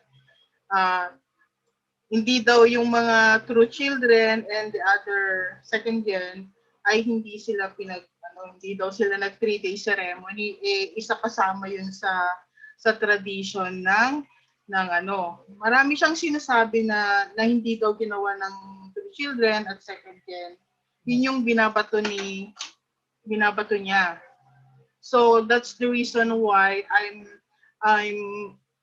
ensuring na naintindihan nyo na may mga ceremony na ginagawa ng first gen na hindi na dapat gawin pa ng second gen kasi yun yung yun yung naging maliwanag sa akin na sinasabi ni Nansuk dun sa book niya. Nansuk Hong, parang so yun yung sa book na yun. So kasi dami ditong second gen kaya I want to clarify that na yun, isa yon sa main yung ano ba yan? Hindi ko masyadong alam yung term kung yung isa sa mga sinasabi niya na pagdating sa mga true children, parang sabi niya exempted sila sa 3-day ceremony samantalang hindi naman talaga sila magti 3-day ceremony ang mga true children. And they bless children. Hindi talaga yung 3 days ceremony. Anyway, yun yung gusto ko lang i-clarify. Kasi part yun ng restoration. Part siya ng restoration specifically for the first gen. Pero sa inyo, may restoration pa rin. Kasi nga, hindi pa perfect yung world natin. So, yun. Condition of devotion from your part. Yun. Pero hindi siya 3-day ceremony anymore. Yun lang.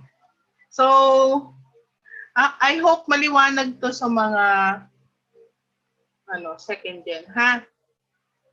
Gusto ko lang linawin yun sa inyo.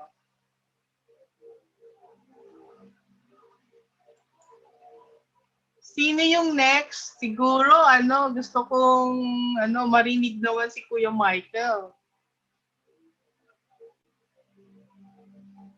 Kuya Michael?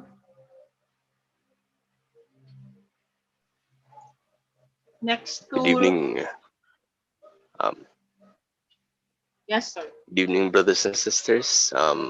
Thank you nga po pala sa wonderful lecture kay Herwin.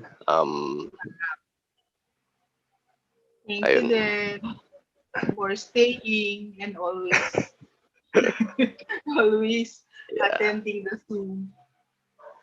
Ayun. So, mostly na-cover naman na po sa previous reflections and as well as rin. Sa internal guidance ni Ate Relina. So, there's just one thing that I'm wondering about in regards with the indemnity. Ano po ba? Is it before the blessing or even after na na kailangang bilang member kailangang mag-confess ng sins ata yun? Tapos ayun nga rin kasi na-cover sa na to sa part ng DP yung yun, yung sa foundation of substance, part nun is reversal ng misdeed. Opo.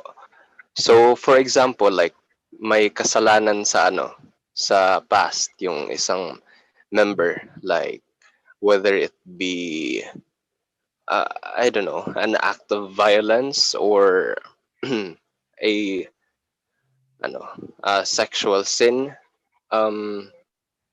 Syempre pa rin ano po ba yung process in regards with that? I'm just wondering lang po. Ang kailangan before you receive the blessing or before you receive the matching, whether you are a first gen or a second gen, you need to confess.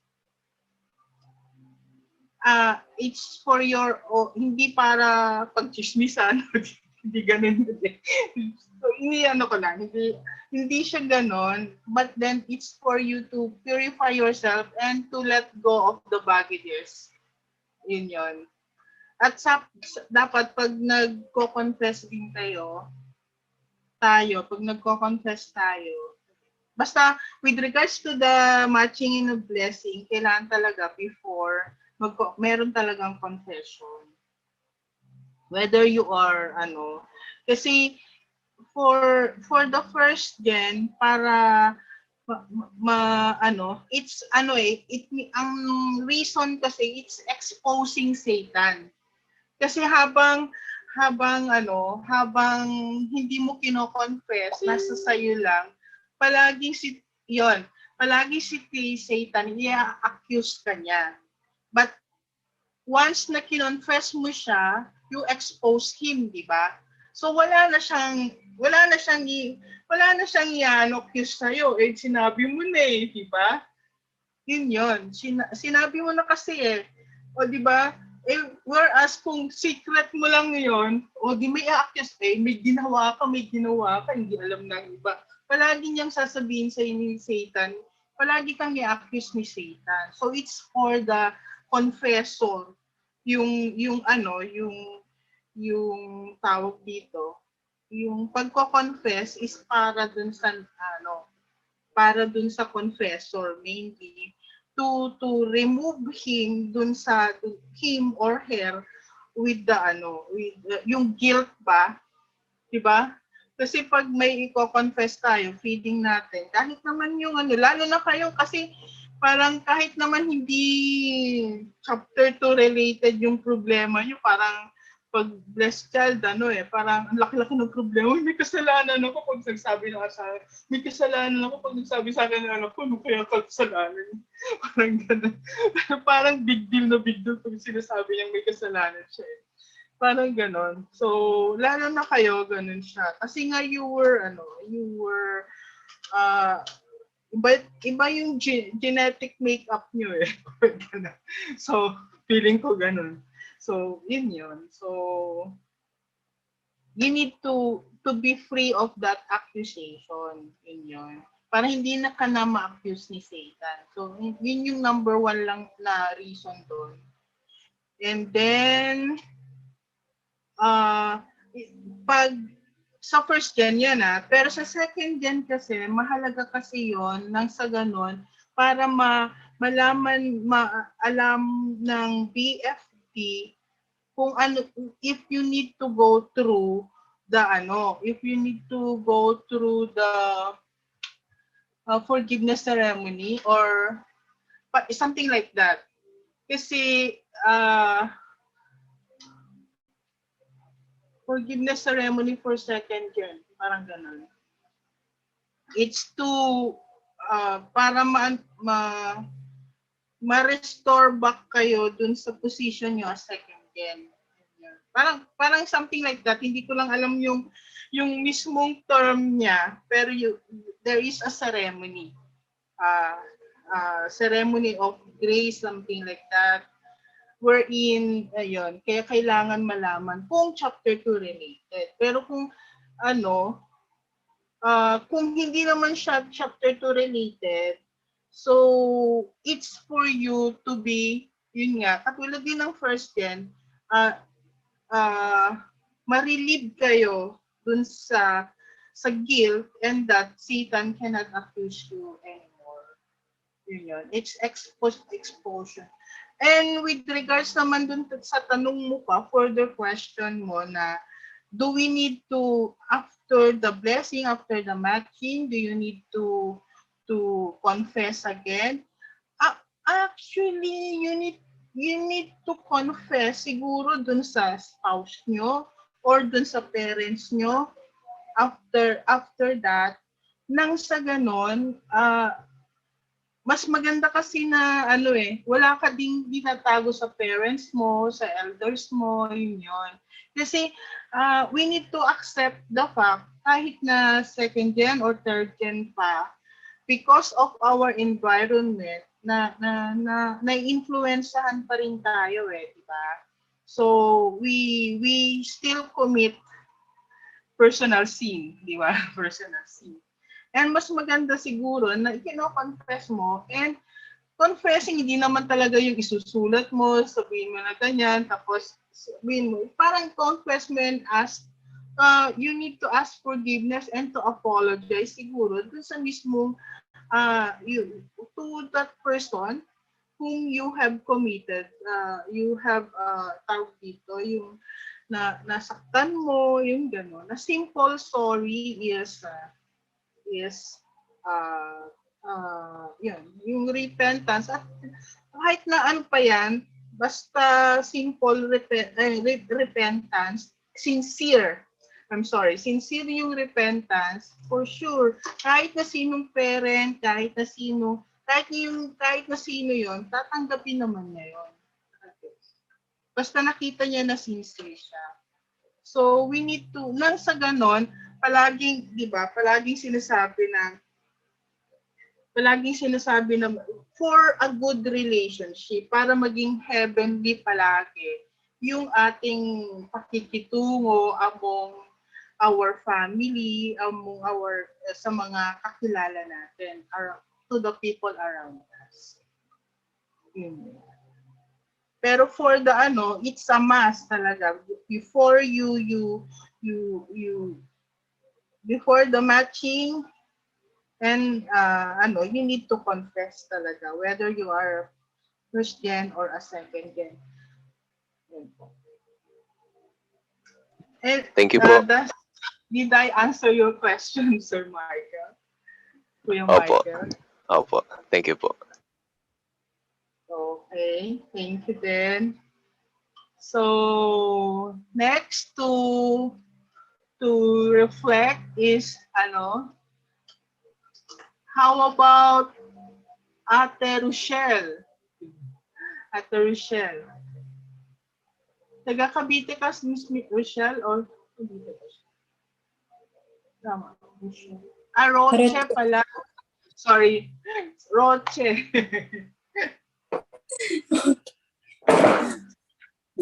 Kaya pala hindi ka nag-react. Tinagyan ko ng L. Try po talaga ako gawing Rochelle yung pangalan ko. Charot. Pero okay lang po. Okay. Good evening, elders, brothers, and sisters. Ayan. So, as we have our, as I learned about the introduction of, restoration. So, yeah. Wait lang po.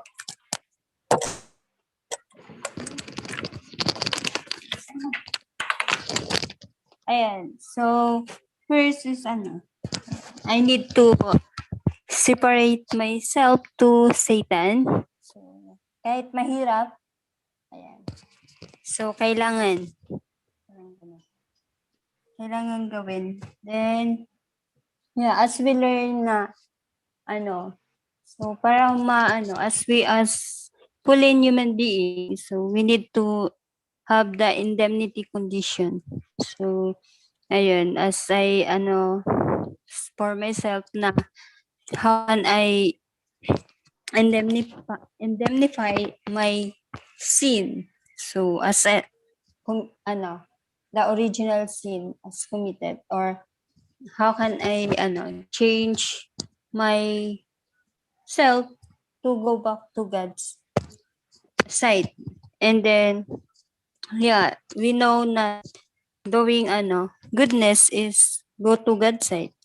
And then, the most important thing that we had, it must be we have this strong foundation, and then the foundation of substance. And then as we learn na in Adam's family, yun, nagbe-fail talaga sa foundation of substance. Ang hirap niyang parang i-practice, no? Kung ano yung faith na meron tayo. So, as I always, as I continue to grow my spiritual growth and physical, so, yeah, I need to be more, I need to be more,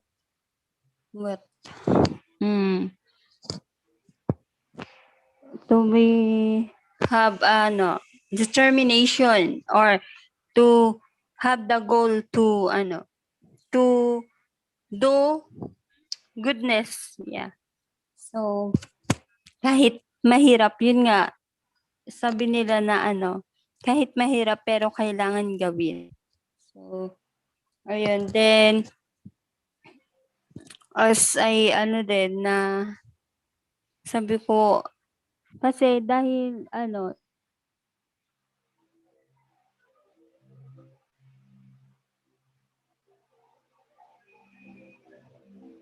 but how did you, act the, how you practice it? So, since I'm still, practicing it, especially following my my central figure, or like our leaders, or what our leaders direction, and how we can obey their their direction for direction to us, so how we can follow them. So yan, and then I'm trying my best to fulfill it, right? So as an as a, sabi na nating fallen, okay, fallen or sinners. So yeah, so yun lang, brothers and sisters, maybe that's all po. Thank you po. Okay.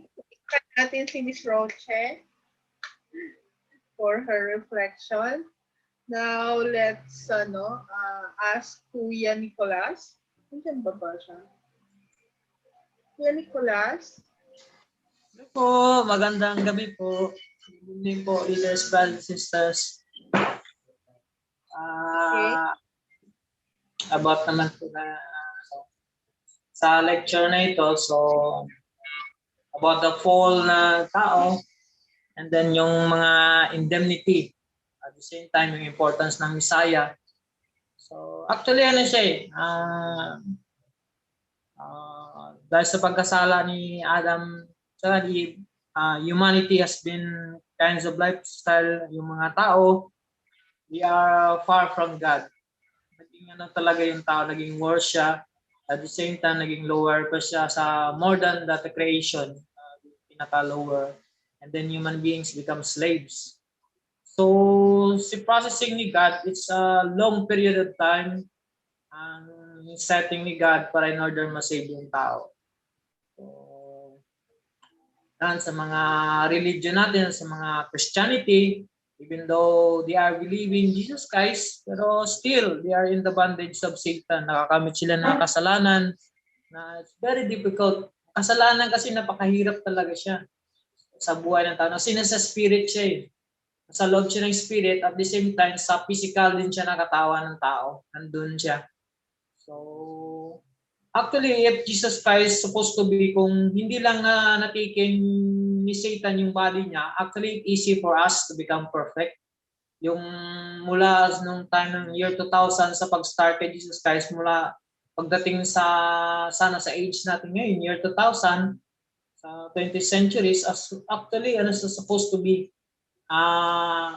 naganda sana yung restoration ng tao nun. Kung they are totally united with Jesus Christ and the Savior Messiah, so actually marami ng holy persons supposed to be na nag-exist dito sa mundo natin.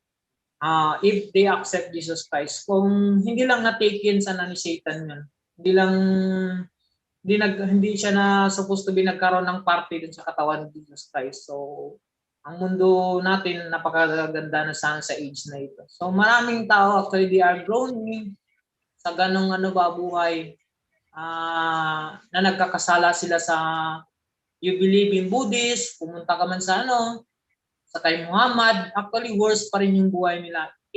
Every religion, they are seeking salvation sa spirit nila at saka physical self nila. So napakahirap talaga magipag-battle kasi we are in the dominion with Satan. So yung processing, napakahirap ng processing. Even we are so thankful because we have a true parents sa age natin, pero kung iti-trace up mo pa rin, marami pa rin mga cases even sa past, even sa blessed couples, sa mga blessed children, ang second generation nag-merge siya sa pakikipag-battle in order na ma-separate tayo yung katawan ng spirit natin kasi at the same time yung physical self natin ma-liberate din na maging righteous tayo. So it's a long process pa rin talaga. It takes many years pa na maging add to ito para in order na talagang malabas natin itong kasalanan na ito. Kasi nasa utak siya ng tao eh. Nasa puso, talagang sa laman talaga natin. So, but He creates an effort. The most important then kasi God has been working us, God sending the Messiah in order teach us how to separate the spirit of Satan that entered in our spirit body at the same time in our physical body. So it takes mga times of equal indemnity. Sa time ni Moises, nung dumating si Jesus Christ, ang naging indemnity nun, lesser indemnity. Ang sa time ni Jesus Christ. But in our time, actually, we are setting as a greater indemnity. Actually, sa time natin. Kasi, if we are, putting we are in the higher.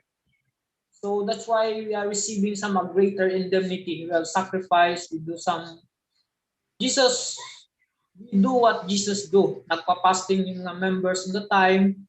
We do some things na what Jesus conditioned on that time. 40 days fasting, we do mga elders na long time ago. So that's the process how we can return to God.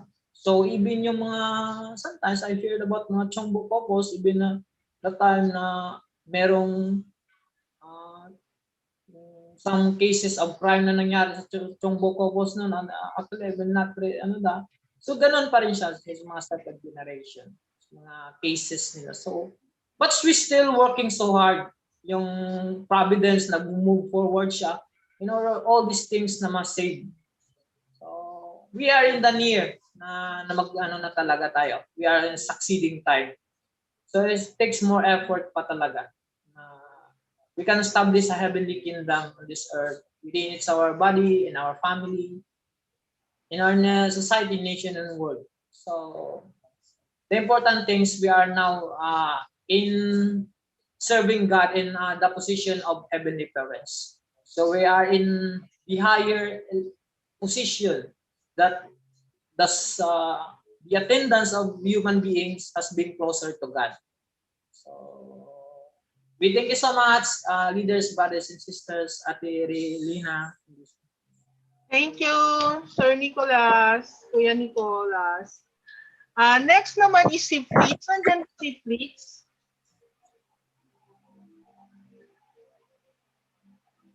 As requested ni Miss Montina.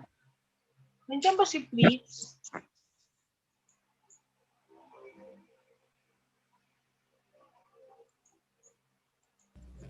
Nawala na po siya, ate. Nawala. Okay.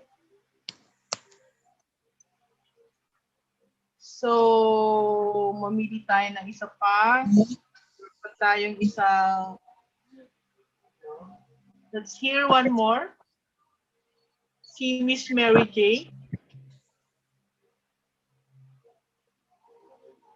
Miss Mary J. Good evening po. Good evening, Miss Mary J. Yeah, so yun po, my reflection po is about for this topic that yun nga po sabi na for now na nag-fall na nga si Adam and Eve, the foundation of sacrifice and the foundation of faith will be yun na yung ang ano natin doon is for the foundation of the Messiah na parang yun na yung parang pinaka ano natin na pag ma-fulfill natin yun is to receive the Messiah. So for me ang hirap talaga yun kasi pag like for example is tulad yung sa blessing po, nandun ka na sa process for na para ma-fulfill mo na sana yung ano yung purpose like ano ba yun so parang ayun andun ka na example yung natapos mo na yung nagawa mo na yung blessing. Hindi po, para sa akin, hindi po kasi, kahit nasa blessing po ng church, hindi po kasi naging perfect po eh. Kasi, ayun, hindi pa rin lahat na mag-asawa is that perfect yung pagsasama nila.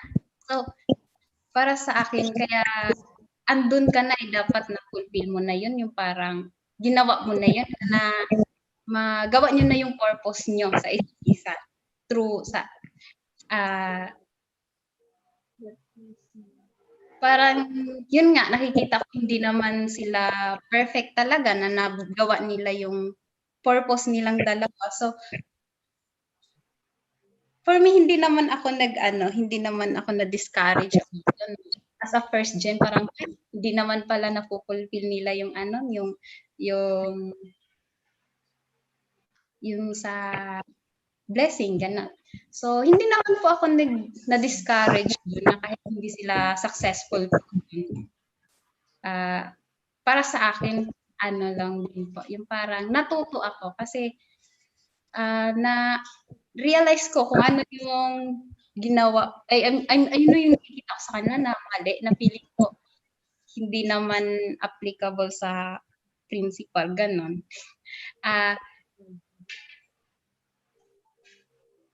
Ayun po, parang for me, parang dun lang po ako natuto na, for me, para ako, someday pag magaganyan ako, gusto ko, pero hindi dapat mangyayari sa akin yung ganun. Ayun lang po. Thank you.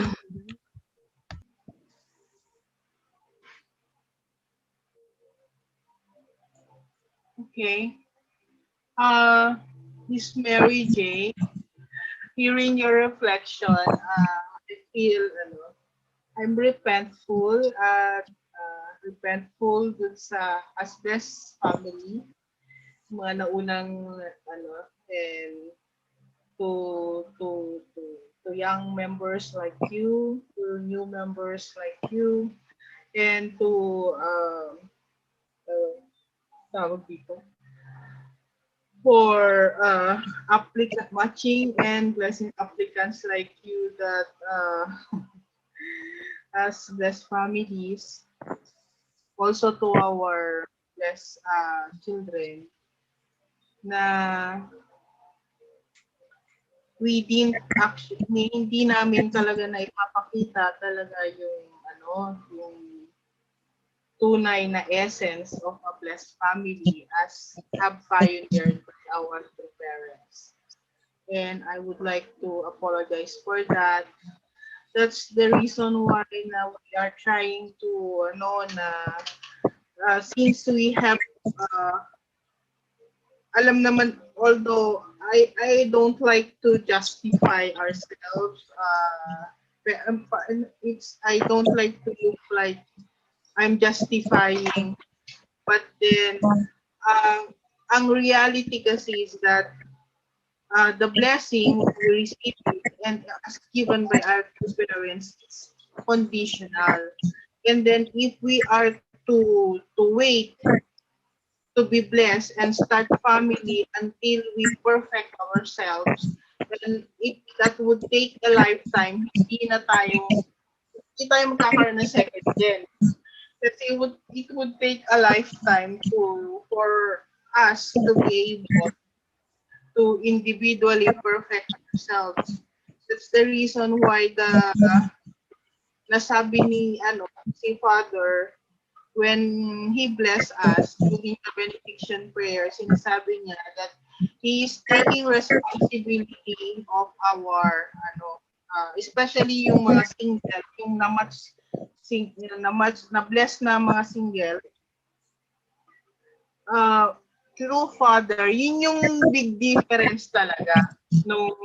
Yun yung big difference nung match at hindi na match. Yung namili ka, wala naman kasing wala namang pumipilit sa kahit na sino, kahit na namili mo yung movement na single ka, pero you don't like to be matched, you wanted to look for your spouse outside. Wala namang pumipilit sa'yo. Pero there's a big difference between yung na-match, na blessed Father, at saka yung single na blessed pa rin ni Father and they were recommended. Magkaiba. Yun yung ang difference kasi nila pag minats we are matched. Yun. Where Father is the two parents is tawag dito is responsible. True parents make themselves responsible sa future new marriage. Yun. So, merong protection ang true parents sa marriage ng mga na-match. Yung naman namili ng sarili niyang spouse na kahit na single pa, pwede naman talagang mamili. And then you ask father to bless them or the true parents to bless them. Pwede rin naman yon. Hindi naman kino-question ni father yon. Hindi na kino-question ng true parents yon. Kasi ang mission ng true parents is to give the blessing. Pero whatever happens with your marriage in the future, it's your responsibility. Ganyan. Kasi ikaw yung namili doon eh. Parang gano'n. So, mas malaki yung sinasabi niya na true father is protecting the true parents is protecting the marriage. Kaya yun pa rin, malaki pa rin talaga ang advantage na ma-match tayo sa blessing. Pero, kaya nga meron din naman talagang PMC, yung previously married couple, even yung mga, yun, kasi binibless pa rin naman ni Father yan. And then even sa mag-take care niya yung sa benediction, i-take care niya yung marriage nyo na pero it's up to you kung anong gagawin mo sa marriage mo. Ibig sabihin, nasa responsibility pa rin ng bawat isa individually at bawat couple to keep your marriage centering on the teaching or the model set by our true parents, diba? Yun yung pioneer nila na model of a family. And that's where I am apologizing to you na as family, blessed family and blessed couple, not every time we set an example to you, and I hope and we wanted to share with you itong mga in-overcome namin na difficulties so that hindi nyo na siya gagayahin pa. Gagayahin pa. Although we're trying, kahit paano, we're trying that we are to be able to walk the talk na sinasabi namin. So, hindi namin yung hindi namin na-perfect to fulfill it, but we are trying our best. And yun, we are trying. So, kasi yun sinasabi ko. So, I would like to, repentful ako doon kasi guilty talaga naman ako doon na hindi namin talaga na-perfect usually yung aming relationship as husband and wife. Although, kasama yun sa package eh. Kasi 'di ba, ang nakikita ko kasi doon if nakikita namin yung difference namin ng pag later on, pag nakita niyo yung difference niyo sa spouse niyo, especially if you started family na and then you try to overcome it.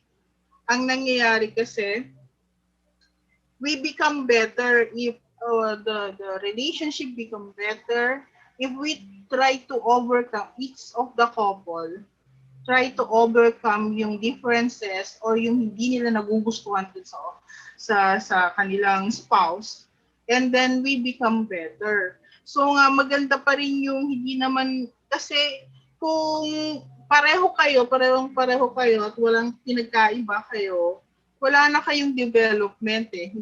Wala nang growth and development sa pagsasama. Pero kung meron pa ring differences, and that would make you, as a couple, that would make you a better person, and the more you perfect your spouse, perfect you eh. Diba? Kasi kalahati, dahil sinasabi natin sa pa lang, sa chapter 1. Sa chapter 1 pa lang, sinasabi natin, pasensya na, 11 minutes na tayo, tatapusin ko lang. Sa chapter 1 pa lang, sinasabi natin na ang brother sa sister is one half of God. When we become we become one, we perfect ourselves kasi nagiging perfect yung image ni God. But tawag dito, yung perfection in terms of our attitude and character is through overcoming yung differences. Yung perfection ng character is through overcoming yung differences nyo as husband and wife. Yun yung sinasabi ko na perfection of yun. We can perfect also our character through our spouses. So yun. Kasama na sa it's in the box. Parang ganun. So kaya nga 'di ba ang sinasabi, the closest enemy you have is that your spouse. Diba? Siya yung pinaka-closest enemy mo. But 'di ba yung enemy mo kasi pag nakita niya yung pangit sa'yo, it could lead you, it could make you pag nakita mo yon at titignan mo in a different perspective and aayusin mo yung ugali mo pagkatapos nun, and that would make you a better person. That's why it's good. Tama yung sabi ni Jesus Christ Tama yung sinasabi ni true parents to love your enemy or to live for the sake of others, ganun, kahit na, or to love the unlovable. Why? Because it makes you improve your personality. Kaya mahalaga talaga na if we are to look at it in a different perspective. Baliktarin natin, kaya nga sabi yung foundation of substance is reversal of the fallen nature, di ba? So baliktarin din natin. Tignan natin differently in a different perspective, pero perspective ni God in the perspective of goodness. If we make yung ina-accuse tayo ng spouse natin, yung ating being our closest enemy, parang ganon. And then we perfect ourselves and we make ourselves better. So our enemy is actually making us a better person. Baliktarin lang natin. Ibaliktarin natin yung ano naman yung ibig sabihin ng reversal nature. Parang ganun. I-reverse. Yes. So, yun po. Na tayo exceed na tayo ng 15 minutes, and then I would like to, nandiyan na si Miss Monina, so kasi baka may mga announcement mo siya para sa inyong reflection, yung thankful sa inyong written reflection, then we close with a prayer. Miss Monina. Yes, thank you so much po, Ate, for that. And thank you so much, Kuya Herwin. Kuya Herwin, do you have some additional po? Okay, thank you very much for this wonderful evening. So we exceeded so much time, and we're so sorry. I think some of you have studied. Anyway, we want to answer the question, but what they have said, time is limited. Answer that next. Yeah, just prepare for Sige, answeran pa na lang later on. And then, dami pala. Dami ba? thank you very much. Kokopyahin ko na lang din answeran. Yes, thank you so much po, Kuya Herwin. So, ano po, some announcement po, please submit your midterm exam until 12 midnight po. So, hoping po nga maging responsible po tayo in terms of deadline. Then, sa hindi pa po register ng Yujong Blessing Festival po, please, na po kayo, register na po kayo. So, tomorrow na pala yung deadline. So, yun yung siya, brothers and sisters. Thank you so much for tonight. So, yung question siya po, i-post na lang namin siya sa ano, sa post na lang namin siya sa group chat. Okay, for that, let's have our closing prayer. Please join me in my prayer, brothers and sisters. Sarang hashinan hal pamanim, Junjin cham pamanim, kamsamida, sarang hamida. Most precious, loving heavenly parents, our victorious true parents of heaven, earth, and all humankind. Father in heaven, we're so much grateful and thankful, Father, for this day that you've given to us. Um, a wonderful lecture, Heavenly Parents, for our Koya Harwin. Hope and pray, Father, that through this Heavenly Parents understanding the restoration, Heavenly Parents, we could be able to really know you more, Heavenly Parents, and your parents. We could be able to really use us, Heavenly Parents, as your mouthpiece, Heavenly Parents, to spread more your inspiration and guidance, Heavenly Parents, to all the brothers and sisters who don't know yet about this divine principle. Hope and pray, Father, that we could be able to really use us, Heavenly Parents, as the tribal Messiah, Heavenly Parents, to our family, to our clan, Heavenly Parents. Father in heaven, thank you so much for this wonderful night, Heavenly Parents, for you give that you've given to us, Heavenly Parents. Thank you so much for everything, for your love, unconditional love, guidance, and protections, not only us, but to our family, loved ones, Heavenly Parents. Thank you so much for everything. As I offer this prayer in behalf of our leaders, elders, brothers, and sisters, in your parents' name, Aju. Aju. Yes, thank you so much po, brothers and sisters, for tonight po. So, hope hoping po sa your next meeting. Then, please log in po kayo as early as ano po, bagong time. 15 minutes before the time po. Thank you so much everyone and good night po. And Boses ko. Good night. Good night po. Good night po. night, Miss Nell G. Miss Jenna. Tumatawag. Ha?